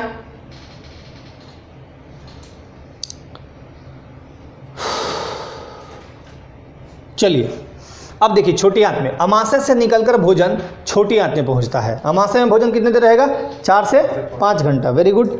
चलिए, जहां यह सबसे अधिक समय तक रहता है, आंत में आने के बाद यह सबसे लॉन्ग टाइम तक रहेगा। एक चीज़ और ध्यान दीजिएगा, भोजन का पाचन जब मुख से ही प्रारंभ होता है। देखिए हमारे ह्यूमन बॉडी में जितने भी मतलब पार्ट्स हैं, उनका कोई ना कोई फंक्शन है, ठीक है। पाचन क्रिया में हर पार्ट का कोई ना कोई फंक्शन है, कोई ना कोई काम है। एक ही चीज़ है जिसका काम कुछ नहीं होता है, अपेंडिक्स फर्जी है, उसका कोई काम नहीं। जैसे अगर बोले कि सर तो आप बोले हाँ शेषी अंग है वो, आप बोलिएगा तो सर फिर उसका काम क्या होता है, तो क्यों है वो? देखिए पहले के टाइम में क्या था, जैसे आपका पूंछ था, बंदर, हम लोग किससे हैं? होमोसेपियंस प्रजाति से हैं। तो हम लोग का क्या है कि मतलब कि जैसे पूंछ होता था, अब पूंछ का यूज नहीं हुआ तो पूंछ तो ख़त्म हो गया। लेकिन आज ही मैं एक चीज़ आपको बताता हूँ, कुछ व्यक्ति ऐसे होंगे भारत में ही, कुछ व्यक्ति जिनके पीछे में अभी भी पूंछ का छोटा सा पार्ट रहता है। मैं बता देता हूँ, ये फैक्ट बात है, कुछ पार्ट तो अभी भी अभी भी मतलब थोड़ा सा है कि जैसे आप अब बोलिएगा कि सर हमारे बॉडी में बहुत सारे बाल हैं, है ना। बाल का काम क्या है? कान के बाल हो गए या फिर और बाल हो गए। बाल का काम बहुत इंपॉर्टेंट है, शरीर में बाल नहीं होगा तो बहुत दिक्कत है। बाल ही है जो हमारे बॉडी के टेम्परेचर को सुधार कर रखते हैं। आपके कैसे? पसीना द्वारा। बाल रहेगा तो छिद्र है ना, पसीना निकलता है। बाल का भी इंपॉर्टेंस अपने अपने जगह। ठंडे के टाइम में आपको गर्मी से मतलब ठंडे के टाइम में आपको ठंडा से बचाता है। बहुत तरह के हैं। तो कुछ कुछ चीज़ें हैं जो हमारे बॉडी में मतलब शुरू से ही मतलब बेकार थी तो हटते गई समय के साथ। अमाशय से अब देखिए, ध्यान यहाँ लाइए, आप छोटी आंत पे लाइए, ठीक है। अमाशय से निकलकर भोजन छोटी आंत में जाता है, सबसे लंबे टाइम तक रहेगा और भोजन का संपूर्ण पाचन छोटी आंत में होगा। देख ली, एक एक चीज़ देखते चलिए इसमें। अब आइए, पाइलोरिक वाल्व क्या होता है? अमाशय और छोटी आंत के बीच पेशीय कपाट के रूप में, मतलब एक वाल्व के रूप में पाइलोरिक वाल्व होती है। कारण क्या है? भोजन अमाशय से जैसे ही छोटी आंत में आएगी, छोटी आंत से पता चला कि बैक जाने लगी, तब तो उसके लिए क्या होगा? एक पाइलोरिक वाल्व ऑटोमेटिकली लगा होता है जो भोजन को अमाशय से छोटी आंत में भेजती है, परंतु उसे वापस पुनः अमाशय में जाने से रोक देती है, ठीक है। चलिए, छोटी आंत के 3 भाग, ड्यूडेनम, जेजिनम और इलियम, यानी गृहणी, मध्यांत्र और क्षुद्रांत या शेषांत्र भी इसको कहते हैं। 3 नाम याद रखिएगा, छोटी आंत के 3 भाग। अब आते हैं एक गृहणी पे। आकार इसका यू आकार जैसा होगा। गृहणी और अमाशय के जोड़ के पास एक होगा पैंक्रियाज यानी अग्नाशय होगा। क्या होगा? पैंक्रियाज यानी अग्नाशय होगा। अग्नाशय अंतःस्रावी और बहिर्स्रावी दोनों ही ग्रंथियों की तरह कार्य करता है। एक बात नोट कर लीजिएगा अभी यहाँ पे, ये बहुत ही जरूरी है। आपका क्या बोला?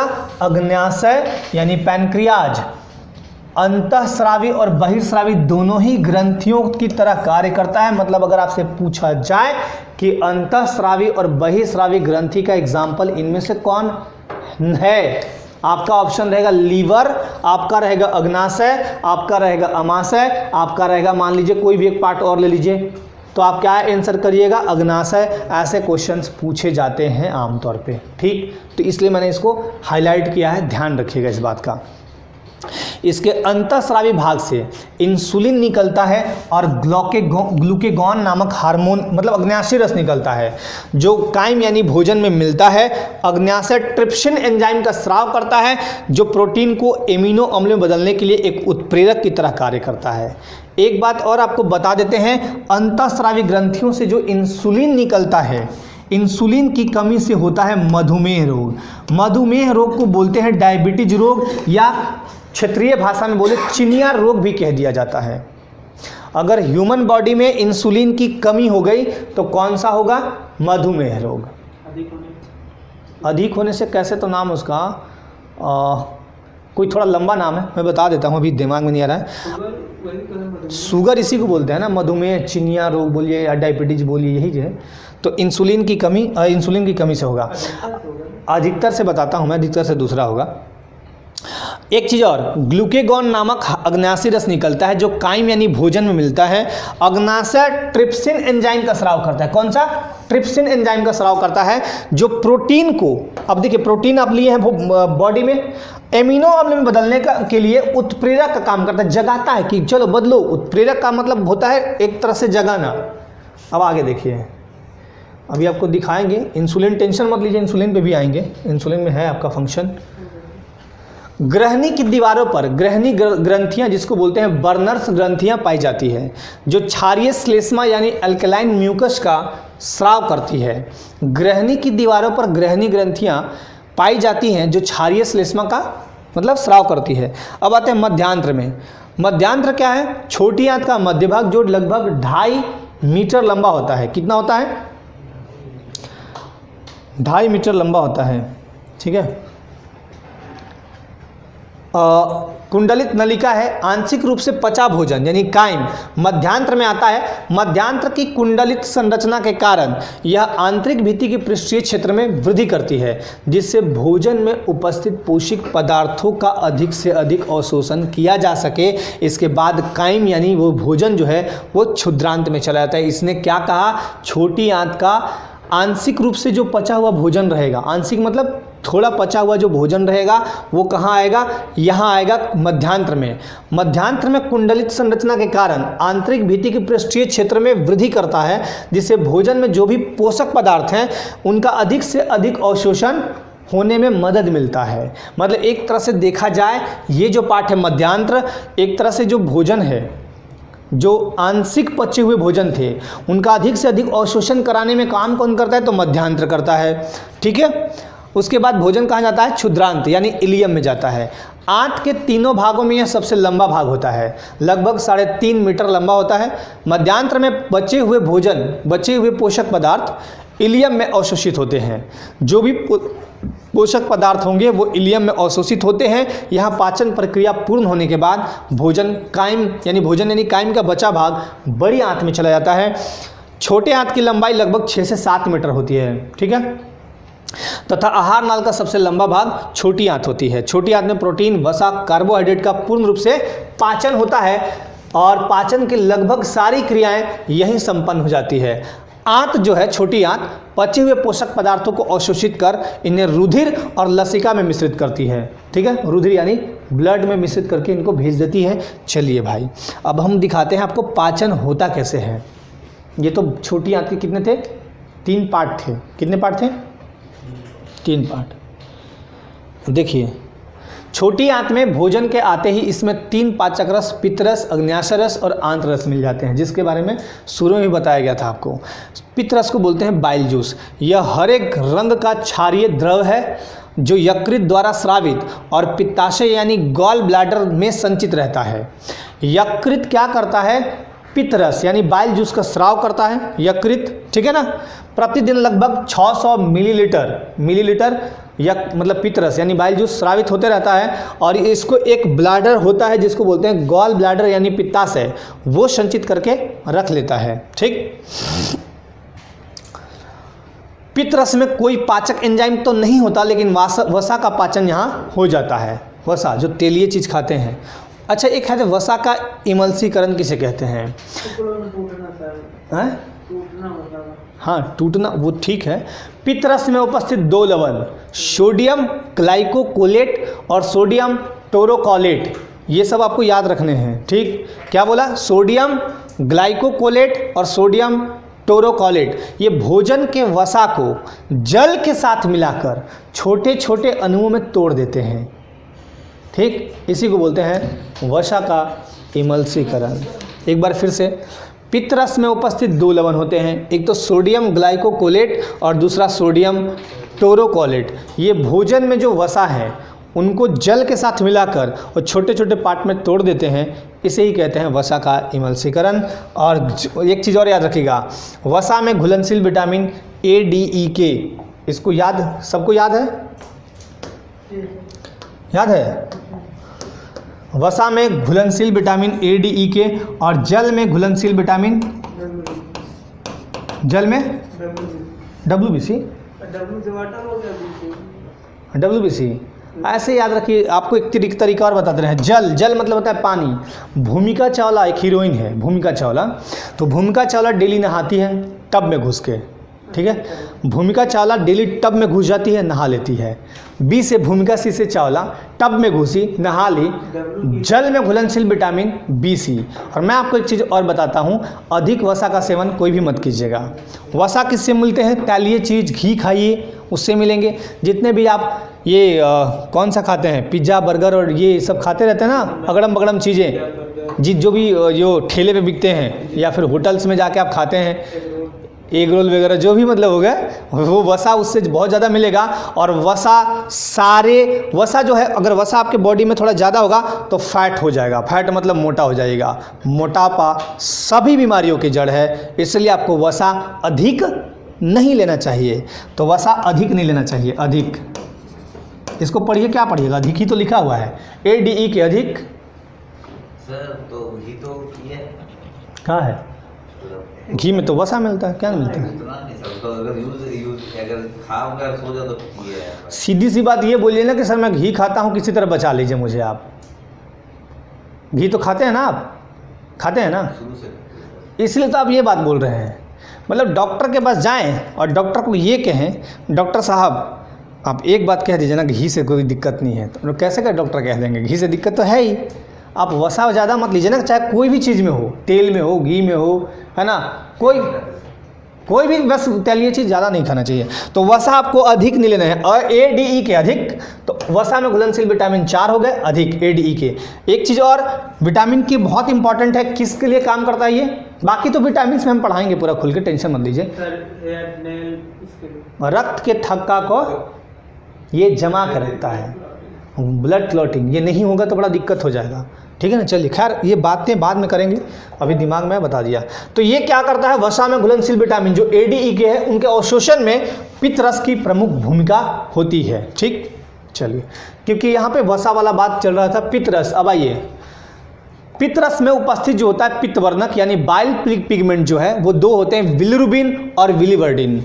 अगर यकृत रुधिर से बिलिरुबिन लेना बंद कर दे तो आपके पूरे बॉडी में बिलिरुबिन फैल जाएगा और आपको हो जाएगा जॉन्डिस यानी पीलिया रोग। अगेन, पित्तरस में उपस्थित पित्तवर्णक यानी बाइल पिगमेंट बिलिरुबिन और बिलिवर्डिन होते हैं। यदि लीवर, इसलिए बोलते हैं कि लीवर सही रखिए। कुछ लोग तो कहते हैं कि भगवान लीवर बहुत, मतलब 10 गो दे दीजिए, दांत भले ही 2 ही दीजिए, लेकिन लीवर 10-12 दे दीजिए, वो जो होते हैं ना पीने वाले लोग। खैर, तो पित्तरस में उपस्थित पित्तवर्णक बिलिरुबिन अगर यकृत जो है बिलिरुबिन, रक्त से बिलिरुबिन लेना बंद कर दे तो पूरे बॉडी में बिलिरुबिन फैल जाएगा और बॉडी का कलर क्या हो जाएगा? पीला हो जाएगा और आपको हो जाएगा जॉन्डिस यानी पीलिया रोग। चलिए, यदि यकृत कोशिकाएं रुधिर से बिलिरुबिन लेना बंद कर दे तो संपूर्ण शरीर में बिलिरुबिन फैल जाएगा, इसे जॉन्डिस कहते हैं। पित्त लाइपेज एंजाइम को सक्रिय करता है जिससे वसा क्रमशः डाइग्लिसराइड और मोनोग्लिसराइड में टूटते हैं। देखिए, जैसे जॉन्डिस ज़्यादा होता है तो आदमी निपट जाते हैं, तो जैसे तो राम नाम सत्य हो गया, फिर उसमें क्या कहना है? तो मतलब उससे क्या होता है जब आदमी निपट जाता है? उससे कुछ नहीं होगा, एक जनसंख्या कम हो गया, एक भारत की जनसंख्या में एक आदमी कम हो गया। नहीं सर, उससे मतलब क्या होता है? जैसे प्रभाव कैसे पड़ता है? अच्छा, मतलब ये बॉडी में प्रभाव कैसे करता है? अच्छा ठीक है, वो उसमें दिखाएंगे आपको, पूरा सिस्टम ही समझाना होगा फिर। जो आप बोल रहे हैं कि हमारे बॉडी से बिलिरुबिन लेना बंद कर दे, क्या उसमें फंक्शन होगा, कैसे पीला पड़ता है, वही ना, टेंशन मत लीजिए, उसमें पढ़ा देंगे, टेंशन मत लीजिए आप। पित्त लाइपेज एंजाइम को सक्रिय करता है, जिससे वसा क्रमशः किस में टूटता है, डाइग्लिसराइड और मोनोग्लिसराइड में टूटता है। देखिए वसा है, इसमें क्या मिला, लाइपेज। लाइपेज क्या है एक्चुअली, लाइपेज क्या है, एक एंजाइम है, इसको ये सक्रिय करता है कि चलो जाग जाओ जाग जाओ। जागने के बाद ये क्या करेगा, डाइग्लिसराइड में वसा को बदलेगा, और फिर यही डाइग्लिसराइड किस में कन्वर्ट होगा, मोनोग्लिसराइड में टूटेगा। ये तोड़ने का काम करता है। ठीक, चलिए अब आते हैं पैनक्रियाटिक जूस यानी अग्न्याशय रस में।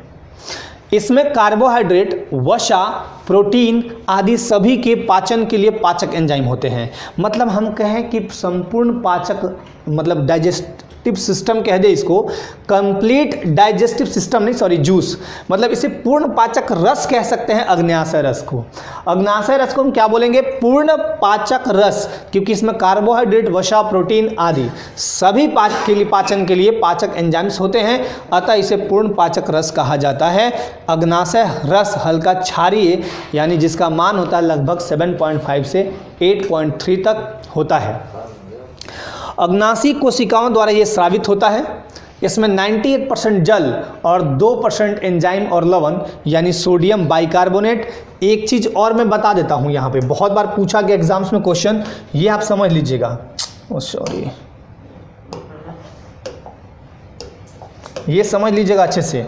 आपसे क्या पूछा, सोडियम बाइकार्बोनेट NaHCO3, ठीक है। ये एक होता है आपको सोडियम कार्बोनेट। देखिए एक बात बताइए, सबसे ज़्यादा जरूरी है धोना या खाना, कपड़े धोना जरूरी है या खाना खाना जरूरी है, खाना नहीं, कपड़े धोना, कपड़े गंदे 2 दिन होंगे तो पहन लीजिएगा, लेकिन खाना एक दिन नहीं खाएगा तो फिर दिन दिक्कत हो जाएगा। तो जो सबसे जरूरी है वो सबसे लंबा होगा। सोडियम बाइकार्बोनेट में देखिए 2, 4, 2, 6 वर्ड हैं। इसमें देखिए कार्बोनेट में 4 वर्ड है, मतलब ये कम जरूरी है, तो धोने वाला काम कम जरूरी है। इसको बोलते हैं धावन सोडा, मैं बताता हूँ फटाफट, धावन सोडा। और इसको बोलते हैं खाने का सोडा, जिसको बोलते हैं आप बेकिंग सोडा भी कहते हैं आप। यानी सोडियम बाइकार्बोनेट को क्या बोलेंगे हम, खाने का सोडा या बेकिंग सोडा। तो क्या यहाँ पे कहा गया है कि अग्न्याशी कोशिकाओं द्वारा, इसमें क्या होगा, अग्न्याशय रस में जो होगा 98% जल। आपको बताएं कि जल जो है, मतलब पानी जो है, बहुत मतलब घोल घाल करने का काम करता है। पानी का बहुत बड़ा रोल है पाचक मतलब क्रिया में, पाचन क्रिया में पानी का, और फिर आपका एंजाइम्स का, ठीक है ना। इसमें 98% जल और 2% एंजाइम्स और लवण। लवण में क्या बोला, सोडियम बाइकार्बोनेट, ये होता है, ठीक है। तो ये याद रखिएगा, इतनी बातें आपको याद रखने हैं आपकी सुविधा के लिए। आंत में पहुंचने वाला जो काइम होगा, ठीक है, उसमें उपस्थित प्रोटीन जो है, प्रोटियोज और पेप्टोन, यानी उसको बोलेंगे हम, थोड़ा सा अपघटित होकर जो प्रोटीन बना उसको बोलेंगे हम, क्या बोलेंगे,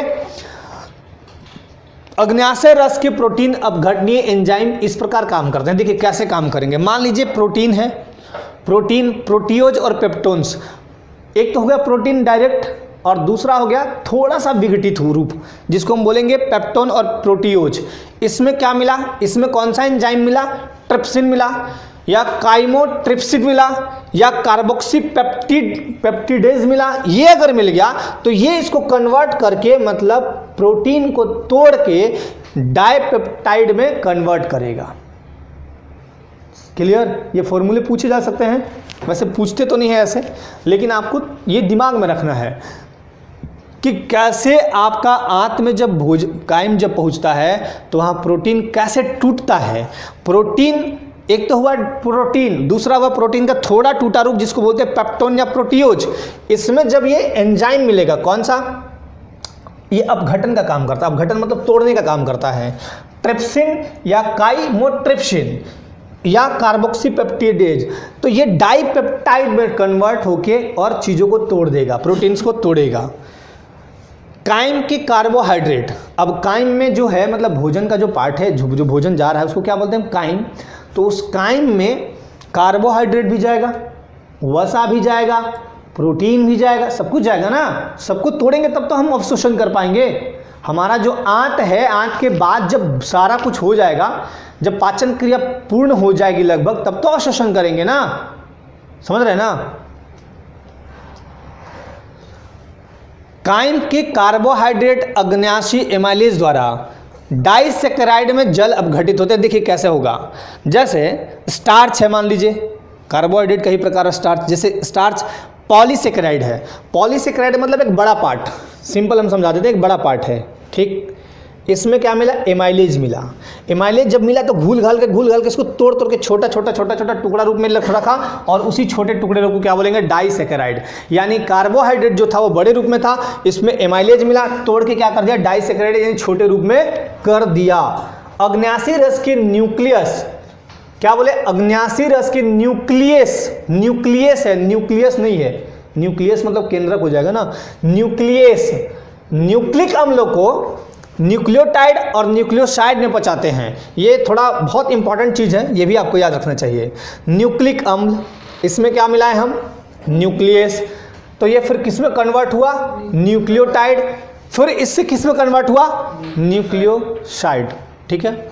चलिए आंत्र रस में चलते हैं। ज़्यादा मतलब नहीं हो रहा है ना, बोरियत फील नहीं हो रही है, मतलब ऐसा तो नहीं हो रहा है ना कि सर बायोलॉजी बहुत लेंदी हो रहा है या फिर और कोई, मज़ा आ रहा है ना, अरे ठीक लग रहा है ना, ऊपर ऊपर नहीं निकल रहा है ना, पूछना है एकदम, जहाँ समझ में नहीं आया पूछना है कि सर ये क्या है, कैसे है ना। ब्लड क्लॉटिंग बाकी पूछना है, जो भी एकदम दिक्कत हो खुल के पूछना है। अब आते हैं आंत्र रस में। एक बार फिर से मैं फिगर पे ले चलूँगा, फिर मैं दिखाऊंगा फिगर पे, आप ही लोग से पूछूंगा कि भाई यहाँ क्या क्या हुआ, तब मुझे समझ में आ जाएगा कि आप कैसे मतलब समझे हैं चीज़ों को, आपके दिमाग में आया कि नहीं। ये किताब वाली भाषा ठीक है ना, ये चीज़ याद नहीं हो पा रही है, मान ले जाए कि ये फॉर्मूला आपको दिमाग में नहीं आ रहा है, लेकिन इतना तो पक्का पता है कि कैसे टूटता है। कोई भी चीज़ खाते हैं बड़े रूप में, उसको कुछ मिला दिए उसमें तो छोटा रूप में बदल गया। तो ये चीज़ फिर जब एग्जाम्स में आप जाएंगे, अगर यही चीज़ आएगा तो दिमाग में आएगा हाँ ये ऐसे न्यूक्लियोटाइड था, न्यूक्लियोसाइड में कन्वर्ट हुआ था और फिर उसमें न्यूक्लियस मिला था। ये बातें आपको याद रहेंगी। आंत्र रस यानी इंटेस्टाइनल जूस, ठीक है। अरे वाह, स्टोरी पे बड़ा ध्यान है इनका। आंत्र रस यानी इंटेस्टाइन जूस सुनाएंगे, पहले पूरा होने वो लेने दीजिए, सुना देंगे, टेंशन मत लीजिए। 10 मिनट बचा है नहीं तो अभी आधा घंटा है पूरा। यह हल्के पीले रंग का क्षारीय द्रव है, कौन सा, आंत्र रस, इंटेस्टाइनल जूस, तथा आंत्र ग्रंथियों द्वारा यह स्रावित होता है। आंत्र रस प्रतिदिन 2 से 3 लीटर स्रावित होता है। आंत्र रस के एंजाइम कुछ अभिक्रिया करके अंतिम उत्पादों को पाचित करके अवशोषण योग्य सरल रूप में बदलते हैं। एक बार फिर से मैं दिखा दूं, क्या बोला गया है कि पीले रंग का हल्का क्षारीय द्रव है, कौन, आंत्र रस, और आंत्र ग्रंथियों द्वारा यह स्रावित होता है। आंत्र की ग्रंथियों द्वारा यह स्रावित होते रहता है। कितना लीटर होगा, प्रतिदिन 2 से 3 लीटर स्रावित होता है। ऑटोमेटिकली होगा, आपको नहीं करना है, ऐसा नहीं कि हम कह देंगे कि 5 लीटर कर दो तो 5 लीटर कर देगा, वो अपने आप होते रहता है। आंत्र रस के एंजाइम जो होते हैं कुछ अभिक्रिया कर अंतिम उत्पादों को, अंतिम उत्पाद जो भी आपके पेट में बचे हुए हैं उनको अवशोषण योग्य बनाते हैं। कि हम ऐसा काम कर देते हैं कि चलो भैया अब यहाँ से ले जाओ ब्लड, चलो तुम ले जाओ अपने ब्लड के थ्रू पूरे बॉडी में, चलो दे दिए। मान लीजिए ऐसा हुआ कि ब्लड यहाँ तक आया, यहाँ काम नहीं करा, तो आपका हाथ ये उठेगा ही नहीं, आपके पूरे बॉडी में सब कुछ दौड़ रहा है, ब्लड भी है, प्रोटीन भी है, वसा। मान लिया जाए, एक बात बोलते हैं कि पूरे ये फेस में है, इस साइड है और इस साइड आपका प्रोटीन, वसा, कार्बोहाइड्रेट कमी हो गया, तो ये सब काम ही नहीं करेगा, समझ रहे हैं। पैरालाइज दूसरा चीज़ है, खैर समझ गए आप, उतना तो समझ गए, अच्छी बात है। आंत्र रस में उपस्थित प्रमुख एंजाइम्स जो होते हैं, देखिए ध्यान दीजिएगा, माल्टेज, लैक्टेज, सुक्रेज इत्यादि, ठीक है। अब देखिए ये बहुत ही इंपॉर्टेंट है और ये क्वेश्चन पूछे जाते हैं पीएससी एग्जाम्स में। कई बार मैंने देखा है कि ये यहाँ से क्वेश्चन बना के पूछ दिया जाता है। माल्टोस जो है वो माल्टेज एंजाइम जब इसमें मिलेगा तो वो ग्लूकोज में कन्वर्ट होगा और ग्लूकोज से बॉडी को एनर्जी मिलती है, ठीक। लैक्टोज जो है, क्या है ये, लैक्टोस, इसमें लैक्टेज एंजाइम मिला, ये ग्लूकोज और ग्लैक्टोज में बदला, ठीक। सुक्रोज जो है, इसमें सुक्रेज मिला एंजाइम, ये ग्लूकोज और फ्रक्टोज में मिला। बहुत ही इंपॉर्टेंट, फ्रक्टोज सबसे मीठी शहद, सुक्रेज या फ्रक्टोज, चलिए अच्छी बात। अब एक चीज़ और बताना था, यहाँ पे कुछ तो था मेरे दिमाग में नहीं आ रहा है, चलिए खैर। डाइपेप्टाइड, डाइपेप्टाइड देखिए काम क्या करेगा, इसमें क्या मिलेगा, डाइपेप्टिडेजेज मिलेगा, डाइपेप्टिडेजेज मिलेगा इसमें। ये एमिनो अम्ल यानी प्रोटीन का जो पार्ट होता है यानी अवयव होता है, एमिनो अम्ल में कन्वर्ट करता है। इतनी बातें आपको याद रखना है। माल्टोस याद कर लीजिएगा, लैक्टोस ये पूछा जाता है, सुक्रोज, ये तीन तो बहुत ही इंपॉर्टेंट है, चौथा भी इंपॉर्टेंट है और ये सबसे ज़्यादा इंपॉर्टेंट ये सुक्रोस वाला, ये पूछा जाता है आमतौर पे। सुक्रोस बहुत इंपॉर्टेंट, याद रखिएगा, ठीक है। चलिए आगे बढ़ें। श्लेष्म, अब ध्यान दीजिएगा, श्लेष्म यानी म्यूकस, इसका स्राव जो अपचित उत्सर्जी पदार्थ कणों को चिपकाने और स्नेहन होने के कारण उनका बाह्य निकास आसान बनाता है। आपको एक चीज़ बता देता हूँ, बॉडी में जो भी चीज़ें हैं, अगर आपका बॉडी में पार्ट खुरदरे हैं, चिकने नहीं हैं, तो वो फिर आगे नहीं निकलेगा। खुरदरे मतलब थोड़ा हार्ड पार्ट नहीं निकलेंगे। जैसे एक बात बताता हूँ मैं, जैसे मान लिया जाए ये जब आप रोड पे चलते हैं, रोड पे, तो रोड की जो सतह होती है, फ्लोर, वो जब देखिएगा कि एकदम स्लिप होगा, स्लिप, तो आप बहुत तेज़ी से चल पाएंगे। मतलब तेज़ी से मतलब आपका पैर मतलब बहुत जल्दी स्लिप करेगा उसमें। हाँ, पानी ले लीजिए, जैसे फ्लोर पे पानी गिरा दिया, अब बहुत तेज़ी से निकल जाएंगे यहाँ से वहाँ। एक बार बैठिए, बोलिए कि धक्का दो, सीधे वहाँ पहुँच गए। और यही फ्लोर थोड़ा खुरदरा है, एकदम फ्लोर चिकना नहीं है, तो आपको जोर से धकेलना पड़ेगा, धीरे धीरे, एक बार यहाँ ऐसे। तो म्यूकस जो होता है हमारे बॉडी में, एक तरह से जो भी पदार्थ हैं जहाँ चिपकती है, अब भोजन जैसे मान लीजिए यहाँ तो अब लार से धकेल दिए, बाकी जगह कौन धकेलेगा? आप भोजन को, जैसे टॉफ़ी को, मैं एक एग्जाम्पल ले लेता हूँ, टॉफ़ी को डाल दिया आपने, टॉफ़ी को डाला आपने, टॉफ़ी को चबा गए और टॉफ़ी को चबाने के बाद चला गया अंदर। कई जगह मान लीजिए भोजन के पार्ट ऐसे होते हैं जो चिपक जाते हैं, तो उनको हटाता कौन है? म्यूकस ही हटाता है। ये एक तरह से जैसे आपकी गाड़ी में लुब्रिकेंट्स होता है ना, लुब्रिकेंट्स वो घर्षण को कम करने का काम करता है, घर्षण नहीं होने देगा। घर्षण होगा तो फिर आपका गाड़ी चलेगा ही नहीं, समझ रहे हैं? यही काम करता है आपका म्यूकस, तो ये हमेशा याद रखिएगा। अपचित और अवशोषित पदार्थों को मल कहते हैं। अब जो पचा नहीं, मान लीजिए कुछ ऐसा चीज़ है, जैसे कभी कभी देखिए कुछ खा लिए, अनार का बीज खा लिए और बीज भी आपका मल के थ्रू निकल गया बाहर, कभी कभी ऐसा होता है ना, लेकिन वो पचा ही नहीं, इसका मतलब वो पचा नहीं। तो कभी देखिएगा अपचित और अवशोषित पदार्थ, अवशोषित मतलब जो आप खाए थे जिसमें अच्छा पार्ट था वो ब्लड के थ्रू आपके पूरे बॉडी में चल गया, और जो नहीं था यानी खराब पार्ट था उसको मल कहते हैं। और जो अस्थायी रूप से मतलब टेम्पररी मल त्यागने से पहले तक मलाशय यानी रेक्टम में रहता है।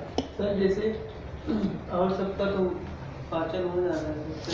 कभी गाय को देखिएगा गेहूं खिला दीजिए, सिंपली समझा देता हूँ। गाय क्या देती है? गोबर। गाय को गेहूं खिला दीजिए 2-3 किलो, देखिएगा गाय के गोबर में 100% मैं बता देता हूँ गेहूं जरूर सीधा गेहूं निकल जाएगा। क्यों निकलता है बता देते हैं। और जो गोबर निकला वो उस गेहूं के पचे हुए पार्ट का खराब भाग है, बाकी उस गेहूं से जो भी उसको मिलना था वो बॉडी ले ली, गाय की बॉडी ले ली, लेकिन वो जो गेहूं छोटा छोटा मान लिया बच के निकल गया, वो पचा ही नहीं। कभी कभी होता है कि नहीं पचता है, आपका फंक्शन ठीक से काम नहीं करेगा तो कभी कभी नहीं पचता है। ये तो जाहिर सी बात है, सिंपल सी बात है।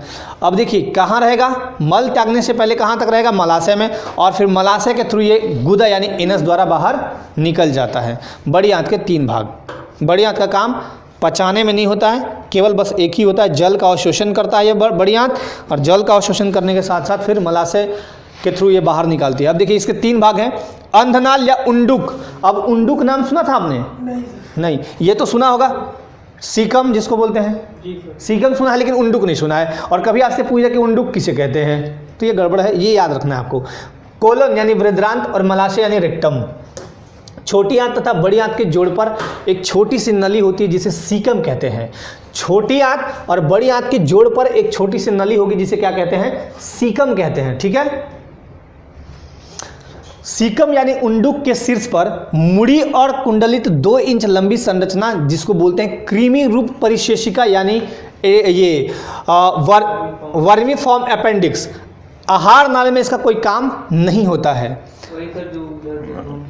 अब हमसे ये मत पूछेगा कि सर काहे होती है, अब निकलवा लीजिए जो अभी दिखाया जाए ना। हाँ वही है, होती है, ये कोई बात नहीं, नेचुरली हमारे बॉडी में है, इलियम यानी क्षुद्रांत तथा कोलन यानी वृद्धांत, इसके जोड़ पर एक वाल्व जिसको बोलते हैं, वाल्व मतलब कपाट, जिसको बोलते हैं इलियोसिकल वाल्व, ये होता है जो भोजन को वापस छोटी आंत में जाने से रोकता है। हर जगह एक वाल्व लगा हुआ है जो इधर से उधर नहीं जाने देता है, ये याद रखिएगा।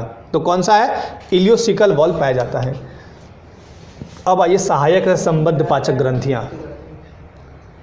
सहायक या संबद्ध पाचक ग्रंथियां मानव शरीर की सबसे बड़ी ग्रंथि, ध्यान दीजिए, ये बहुत इंपॉर्टेंट पूछा जाता है क्वेश्चन यहां से। मानव शरीर की सबसे बड़ी ग्रंथि, लार के बारे में मैंने समझा दिया है, लार ग्रंथियां ऑलरेडी हो चुकी है, इसलिए लार ग्रंथि मैंने नहीं लिया। यहाँ पे दो ही पढ़ने हैं आपको, यकृत और अग्नाशय। ठीक, तो पहले यकृत पे चलते हैं। सहायक या संबद्ध पाचन ग्रंथियां में कौन होगा? यकृत यानी लीवर, मानव शरीर की सबसे बड़ी ग्लैंड्स यानी ग्रंथि है। कई बार क्वेश्चन यहाँ पूछे गए हैं। लीवर का काम क्या होता है? बहुत ही इंपॉर्टेंट। अगर बोले हम कि मतलब इसमें पाचन क्रिया में तो बहुत इंपॉर्टेंट फंक्शन अदा करता है। पाचन क्रिया के साथ साथ कुछ इसके और भी काम होते हैं और श्वसन वगैरह दिखाएंगे भी क्या क्या काम होते हैं। मानव शरीर की सबसे बड़ी अंतःस्रावी ग्रंथि, तो बोलिएगा आप, ये नोट देके मैंने दो लिख दिया है, थायराइड या ऑर्टू ग्रंथि। ग्लैंड्स पढ़िएगा, उसमें डिटेलिंग करा दूंगा मैं, अभी फिलहाल इतना याद रखिएगा। मानव शरीर की सबसे छोटी अंतःस्रावी ग्रंथि जिसको बोलते हैं पीयूष या पिट्यूटरी या मास्टर ग्लैंड्स यानी मास्टर ग्रंथि। ये दोनों बातें आपको याद रखना है। और ये तीसरी बातें, सबसे बड़ी ग्रंथि कौन सी होगी? यकृत। दूसरी सबसे बड़ी ग्रंथि कौन सी होगी? अग्नाशय। एक बार फिर से याद करा देता हूँ, मानव शरीर की सबसे बड़ी ग्रंथि कौन सी होती है? यकृत। मानव शरीर की दूसरी सबसे बड़ी ग्रंथि कौन होती है? अग्नाशय। अगर पूछा जाए कि मानव शरीर की सबसे बड़ी अंतःस्रावी, तो ये होगा थायराइड या ऑर्टू ग्रंथि। और सबसे छोटा अंतःस्रावी ग्रंथि पूछेगा तो पीयूष या पिट्यूटरी या मास्टर ग्रंथि बोल दीजिएगा। यकृत का सामान्यतः जो वजन होगा वो 1.2 से 1.5 किलोग्राम होता है। ठीक, यकृत उदर गुहा यानी एब्डोमिनल कैविटी के ऊपरी भाग में स्थित होता है। इधर देखे होंगे लाल रंग का रहता है, वो एक्चुअली लाल नहीं है, थोड़ा धूसर टाइप का होता है वो, है ना। यकृत के निचले भाग में एक छोटा सा नाशपाती आकार की थैली पाई जाती है जिसको बोलते हैं पित्ताशय, जिसे बोलते हैं हम गॉल ब्लैडर। ठीक है, यकृत द्वारा स्रावित जो पित्त रस है वो गॉल ब्लैडर यानी पित्ताशय में स्टोर यानी संचित रहता है। ठीक है, पीएच मान क्या होता है पित्त का? वो होता है 7.7 यानी क्षारीय होगा। पित्त क्या होगा? क्षारीय होगा। पित्त रस, इसका दो काम होगा, आंत में उपस्थित एंजाइमों की क्रिया को तीव्र करना। अब आंत में उपस्थित जो भी एंजाइम है उनको बोलेगा जगो, चलो उठो उठो उठो उठो उठो उठो, काम करो अपना अपना, उठा देगा सबको, बोले लग जाओ वर्क पे। यही काम करता है, मतलब उठाने का काम, जगाने का काम, दौड़ाने का काम यही करता है। कौन? पित्त रस। आंत में जो भी एंजाइम है, अब कौन आंत में एंजाइम है? बड़ी आंत में सबसे ज़्यादा एंजाइम है, उसको बोलते हैं उठो उठो उठो उठो, टाइम हो गया। ये दूसरा, भोजन के साथ आए हानिकारक जीवाणुओं को नष्ट करता है और भोजन को सड़ने से रोकता है। भोजन में बहुत सारा बैक्टीरिया जो आप डाल लिए हैं खाते समय, कभी कभी देखिएगा खा रहे हैं और मोबाइल छू रहे हैं, मोबाइल कई जगह रखे हैं आप, बैक्टीरिया वहाँ से आ गया, कई तरह से आ सकता है, मैं ऐसा नहीं बोल रहा हूँ। आप वो जो जीवाणु हानिकारक जाएंगे तो उनको आप मार देता है ये कौन? पित्त रस। और भोजन को सड़ने से भी रोकता भी है। मान लीजिए भोजन को आप, जैसे कभी एक बात बताइए मुझे, खाना सुबह बनाया आप, गर्मी का टाइम है, 7 घंटे खाना को ढक के रख दीजिए, एकदम पूरा पैक होना चाहिए, रूम पैक, खाना पैक, उसमें बदबू आने लगेगा। तो सोचिए कि 12 घंटे जो हमारे बॉडी में खाना है, जो पचने में टाइम लगता है लगभग, तो सड़ेगा नहीं? ऑफकोर्स सड़ेगा। बचाता कौन है? यही बाइल जूस। बाइल जूस कहता है कि नहीं, तुम सड़ो मत, तुमको सुरक्षा हम देते हैं, चलो आगे बढ़ो। पित्ताशय यानी गॉल ब्लैडर पक्षियों में, घोड़ों में, चूहों में, व्हेल मछली में नहीं होता है। गॉल ब्लैडर पक्षियों में, घोड़ों में, चूहों में, व्हेल मछली में नहीं होगा, याद रखिएगा। पित्त रस में पित्त लवण होते हैं 2, आप ध्यान दीजिएगा, अरे 2 बोल रहे हैं, ये कोलेस्ट्रॉल, इंपॉर्टेंट कोलेस्ट्रॉल। और देखिएगा कोलेस्ट्रॉल बढ़ने से हार्ट ब्लॉक हो जाता है, जिसको नहीं बोलते हैं कि हार्ट अटैक हो गया, हार्ट ब्लॉक हो जाएगा, कोलेस्ट्रॉल बढ़ेगा। पित्त रस में जो पित्त लवण है कोलेस्ट्रॉल, वो अगर बढ़ गया आपके बॉडी में तो हार्ट ब्लॉक हो जाएगा। अल्ट्रासोनिक विकिरण द्वारा, अल्ट्रासोनिक विकिरण आप सभी को पता है, आजकल तो कई तरह के टेक्निक आ रखे हैं ना। पहले तो क्या होता था, चीरते फाड़ते थे पेट को, अब तो बस लेजर लगाए, हो गया ऑपरेशन। बिना ऑपरेशन पथरी को गला देना। पथरी कहाँ होगा? नहीं बोलते हैं कि स्टोन, होता है ना। तो पथरी को गला देना उसको क्या बोलते हैं, लिथोट्रिप्सी बोलते हैं। क्या बोलते हैं, लिथोट्रिप्सी। अब लीवर के फंक्शन देखिए, यकृत जो है कार्बोहाइड्रेट उपापचय के अंतर्गत, कार्बोहाइड्रेट को पचाने के अंतर्गत ग्लाइकोजेन का निर्माण और संचय करता है। जब ये कार्बोहाइड्रेट उपापचय करता है तो ये ग्लाइकोजेन का मतलब बनावट करता है। हाँ वो किडनी स्टोन ठीक है भाई, किडनी स्टोन ही होगा। तो किडनी स्टोन को अगर हम डायरेक्ट करें तो उसको क्या बोलेंगे, क्या उसको बोलते हैं, लिथोट्रिप्सी। यकृत कार्बोहाइड्रेट उपापचय के अंतर्गत ग्लाइकोजेन, ग्लाइकोजेन बहुत ही इंपॉर्टेंट है, यही ग्लूकोज में कन्वर्ट होगा। देखिएगा कैसे, अभी कराते हैं। और इसका स्टोर करता है रक्त में उपस्थित अतिरिक्त ग्लूकोज। मान लीजिए आपके बॉडी में ज़्यादा ग्लूकोज हो गया तो यकृत काम क्या करता है, यकृत कोशिकाएं इंसुलिन हार्मोन की सहायता से ग्लाइकोजेन में कन्वर्ट करती है। मैं फिर से एक बार बोल दूं, जब कार्बोहाइड्रेट का पाचन करती है, उपापचयन करती है, तो उस समय ये ग्लाइकोजेन का निर्माण और स्टोरेशन करती है, मतलब संचय करती है। कौन, लीवर। इसलिए बोला गया कि लीवर के फंक्शन को बहुत अच्छा रखना चाहिए। लीवर का फंक्शन अगर खराब है तो फिर बहुत तरह की गड़बड़ियां होंगी। लीवर से ही तो पित्त रस निकलता है, वही तो आपके भोजन को सड़ने से बचाता है, वही तो बहुत तरह की काम करते हैं। तो देखिए इसके अंतर्गत ग्लाइकोजेन का निर्माण भी होता है और उसका संचय भी होता है। अगर आपके बॉडी में जो ब्लड है उसमें आपका ग्लूकोज जो है एक्स्ट्रा हो गया तो यकृत कोशिकाएं इंसुलिन हार्मोन की सहायता से ग्लाइकोजेन में ये कन्वर्ट करती है और ग्लाइकोजेन के रूप में रखेगी। लेकिन मान लीजिए कभी कभी रक्त में ग्लूकोज की मात्रा घट जाती है, जितना हमको ग्लूकोज रक्त में चाहिए होगा उससे कम हो गया, तो फिर ये क्या करेगा, लीवर ग्लाइकोजेन को बोलेगा चलो तुम टूटो, अब इसको तोड़ेगा और पुनः ग्लूकोज में कन्वर्ट करके रक्त को देगा कि लो भाई काम चलाओ। मतलब एक तरह से बैंक समझिए, ग्लूकोज का या ग्लाइकोजेन का एक तरह से बैंक है ये दोनों का काम करता है, हेर फेर का।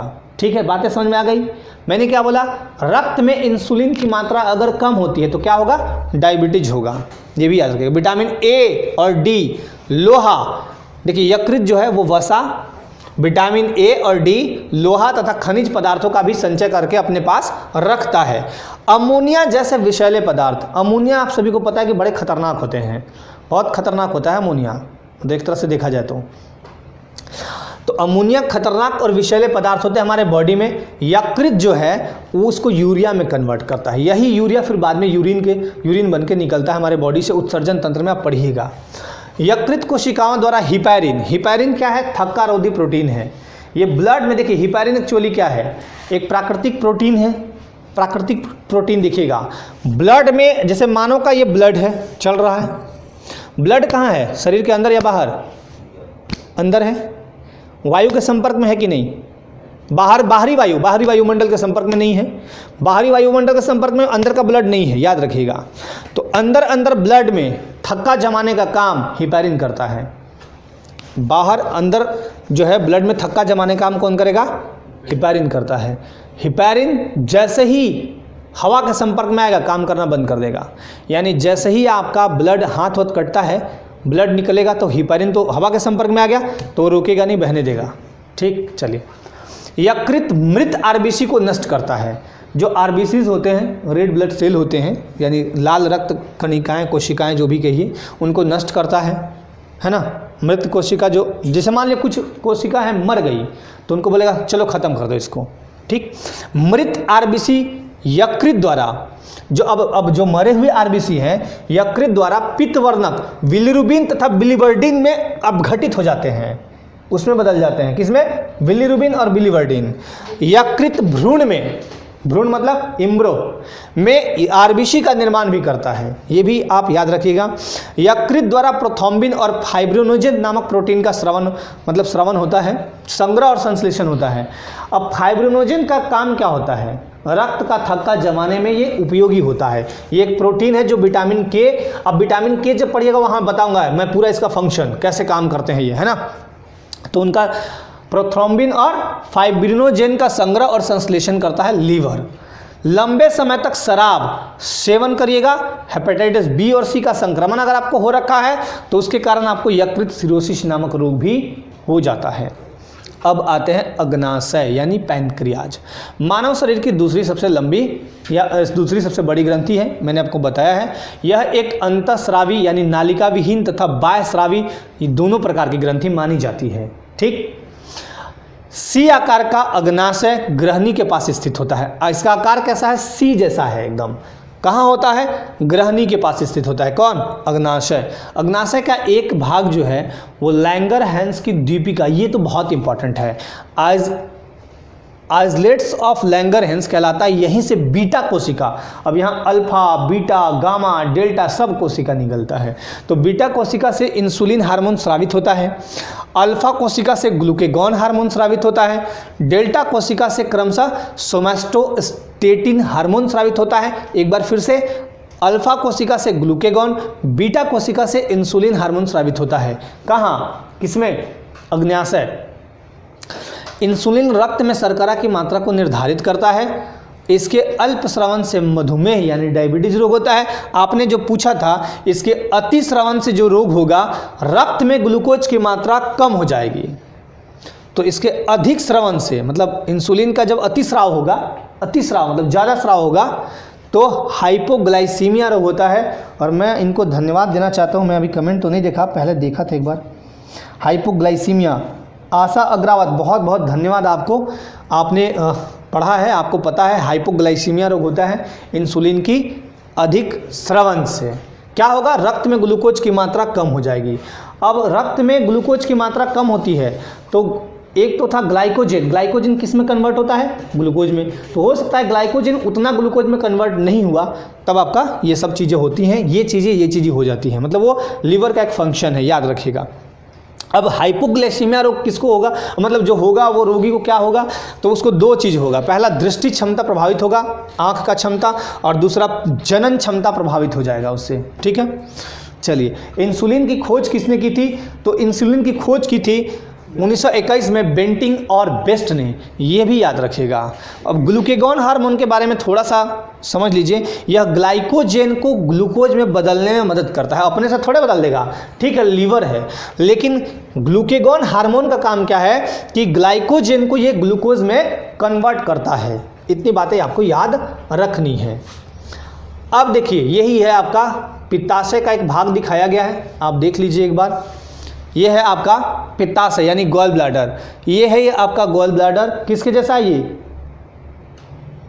किस फल के जैसा मैंने इसको बताया था, बताइए? नाशपाती के आकार का। Very good. और इसी पित्ताशय में आपका लीवर से निकलता है आपका, देखिए, यकृत वाहिनियाँ, ये आपका फिर ये ब्लैडर में जमा होती हैं। पित्ताशय वाहिनी ये है ना, और मूल पित्ती वाहिनी। अब देखिए, अग्न्याशय यही है, अग्न्याशय, ठीक है, ये अग्न्याशय यहाँ आके ग्रहणी में खुलता है, ये सारा चीज़ दिखाया गया है। अग्न्याशय वाहिनी ये है, अग्न्याशय वाहिनी, ये रास्ता आपको दिखाया गया है। कहाँ खुलेगा? आपका ग्रहणी में। ठीक है, अब आप एक फिगर दिखाते हैं। पहले तो ये समझ लीजिए, भोजन पाचन के 5 भाग हैं। कौन कौन? भोजन पाचन के 5 भाग हैं। अंतर्ग्रहण का मतलब क्या होता है? इंजेक्शन जिसको बोलते हैं, क्या है अंतर्ग्रहण? अंतर्ग्रहण का मतलब होता है भोजन को हम जब लेते हैं, बिना खाए पाचन नहीं होता। अंतर्ग्रहण मतलब हाँ, लिए डाले। पाचन मतलब पूरा सिस्टम अभी आपको जो समझाया, पाचन हो गया। अवशोषण का मतलब कि जब छोटी आंत में भोजन पूरी तरह पच जाता है तो फिर उसका ब्लड के थ्रू अवशोषण हो जाता है। मल स्वांगीकरण मतलब मल का बनना, मल वगैरह अपना मलाशय में जमा हो गया, और परित्याग मतलब गुदा द्वारा बाहर निकाल देना, यही तो है पाचन के पार्ट। अब आते हैं हम फिगर वाले पे। एक बार आपको फिगर दिखा देता हूँ, और आप लोग अब फटाफट बताइएगा मुझे कि फिगर में आप क्या क्या समझे। बहुत पढ़ा दिए, कहानी कह देते हैं, टेंशन कहाँ दे रहे हैं? हाँ, अब ये देखिए, तो देखिएगा, थोड़ा छोटा कर दूँ मैं। ऊपर का तो काम नहीं, ऊपर का तो सब समझा ही दिया मैंने यहाँ। चलिए, अब मैं क्वेश्चन पूछता जाऊँगा, 2 4 5 फटाफट बताइएगा। आप लोग ही बताइएगा फटाफट, क्योंकि आप समझ चुके हैं। भोजन यहाँ से जब निकलता है, मतलब भोजन को जब हम मुख में रखते हैं, तो लार ग्रंथियाँ कितने प्रकार की निकलती हैं? लार से मतलब लार ग्रंथियाँ कितनी प्रकार की होती हैं मुख में? बताइए। 2 बताया था? 4 बताया था? नहीं तो 3 बताया था ना। लार ग्रंथियाँ 3 प्रकार की होती हैं, मैंने बताया था। दूसरा क्वेश्चन, चलिए दूसरा क्वेश्चन आप लोग भी कमेंट करिए। दूसरा क्वेश्चन मेरा ये है कि लार में कितना % जल होता है और कितना % एंजाइम होता है। लार में कितना प्रतिशत जल होता है और कितना एंजाइम होता है, फटाफट बताइए। 98% जल, पक्का? मैं खोल दूंगा फिर PDF। 98% वो आपको वो वाला डेंटिन वाला याद हो गया, इनेमिल डेंटिन वाला याद हो गया, उल्टी का पुल्टी। 97 98 बताया था मैंने, बिल्कुल नहीं बताया था। 98% जल। चलिए जो भी बोल रहे हैं 98% जल मैं एक बार ले चलता हूँ, टेंशन मत लीजिए। आप लोग बहुत आप ही लोग के समक्ष में रख देता हूँ। कहाँ था, क्या है? 99% जल जिनका भी था वो बहुत सही है। हाँ 1% एंजाइम, जिनका भी ये आंसर आया देख लीजिए भाई। अब ऐसे देखिए एक चीज़ बता देता हूँ मैं, आप लोग पढ़ते हैं सब अच्छा करते हैं लेकिन लास्ट में ना थोड़ा सा याद नहीं कर पाते हैं। मैं क्या बोल रहा हूँ, कल से आप एक काम करिएगा, जब भी बायो पढ़ने बैठिए कॉपी पेन लेके बैठिए। कहीं कहीं आपको कुछ चीज़ें जो नोट करनी पड़ती है फटाक से नोट कीजिए स्पीड में, इतनी तो स्पीड होनी चाहिए आपकी। आप लोक सेवा आयोग के अधिकारी बनने वाले हैं, है ना? जो भी लोक सेवा हो, या वो शीर्ष का हो या राज्य का हो, मतलब इस केंद्र का हो राज्य का हो, आप जब अधिकारी बने तो इतना तो दिमाग काम करना चाहिए कि पब्लिक डीलिंग जब आपके सामने हो तो पब्लिक आके बोल रहा हो यहाँ फटाफट नोट भी कर लिए। मैं ऐसा नहीं बोल रहा हूँ कि वो बन जाइए, क्या बोलते हैं कि स्टेनोग्राफर बोलते हैं मेरे ख्याल से उनको, जो पीछे पीछे लिखते रहते हैं। मैं ऐसा नहीं बोलता कि स्टेनोग्राफर बन जाइए, लेकिन उससे कम भी मत रहिए। इतना तो होना चाहिए कि आपको जब मैं पढ़ा रहा हूँ तो थोड़ा थोड़ा, हाँ जिनका भी ये था 99% जल 1% एंजाइम, बहुत बढ़िया। चलिए अब मैं पूछता हूँ आगे, टेंशन मत लीजिए। अभी कहाँ गया वो फिगर, पीछे था।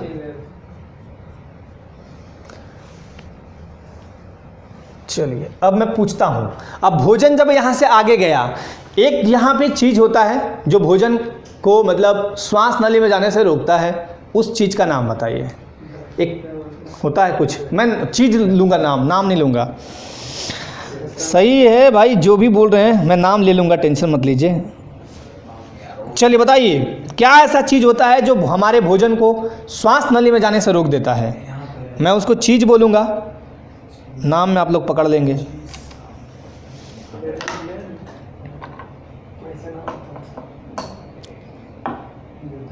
क्या होगा?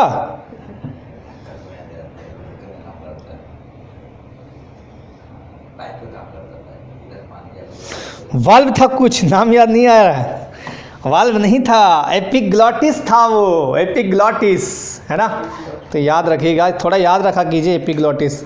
चलिए अगला मैं पूछता हूँ, जब भोजन यहाँ आता है ये वाले जगह पे, मैं देखिए एक बार दिखा देता हूँ। भोजन जैसे ही यहाँ से आने दे, भोजन कह रहा है कि आज मत छोड़ दो सर, मत आने दो, और आप लोग जबरदस्ती का मंगवा रहे हैं। भोजन जैसे ही यहाँ से यहाँ तक आता है, इस वाले पार्ट में क्या होता है? कौन सा भोजन का पाचक एंजाइम मिलता है इसमें, बताएं। भोजन जैसे ही यहाँ से यहाँ तक आता है, इसमें कौन सा पाचक एंजाइम मिलता है जिससे भोजन पचता है? पाचक एंजाइम को क्रमाकुंचन नहीं बोलते हैं, ऐसे मत बोलिए। हम पाचक एंजाइम, वाह, जिनका भी क्या नाम इनका, अमित कीर्ति, बहुत बढ़िया, पटेल बहुत अच्छा, कोई भी नहीं। चलिए इतनी तो बातें समझ। ग्रास नली में कुछ भी नहीं होता, केवल यहाँ भोजन लाया जाता है। अब एक बात बताइए, ग्रास नली के बाद भोजन तो लीवर में जाएगा, यस और नो? फटाफट, लीवर में जाएगा ना? लीवर में जाएगा। रजनी देशमुख बोल रहे हैं नहीं, कहाँ जाएगा? ये जाएगा छोटे हाथ में, चला जाएगा, ये जाएगा स्टोमक में। मुझे बस ये बता दीजिए यहाँ स्टोमक में क्या क्या मिलता है, आके एक आध चीज़ें बता दीजिए क्या क्या मिलेगा स्टोमक में। अच्छा आज समझ में आया पूरा बायो, मतलब जो पढ़ाया वो समझ में आया अच्छे से? वर्ड वो देखिए इसलिए समझ में, जैसे अभी मैंने पूछा ना एपिग्लोटिस के बारे में तो आपको नाम नहीं याद आया होगा, तो वो अलग बात है, लेकिन समझ में आया कि पाचन कैसे हमारे बॉडी में होता है, वही चीज़ तो समझाना है। बाकी कुछ चीज़ें याद करनी है आपको, याद कर लीजिएगा। अमाशय में आता है, ठीक है, अमाशय में आता है तो क्या होता है अमाशय में?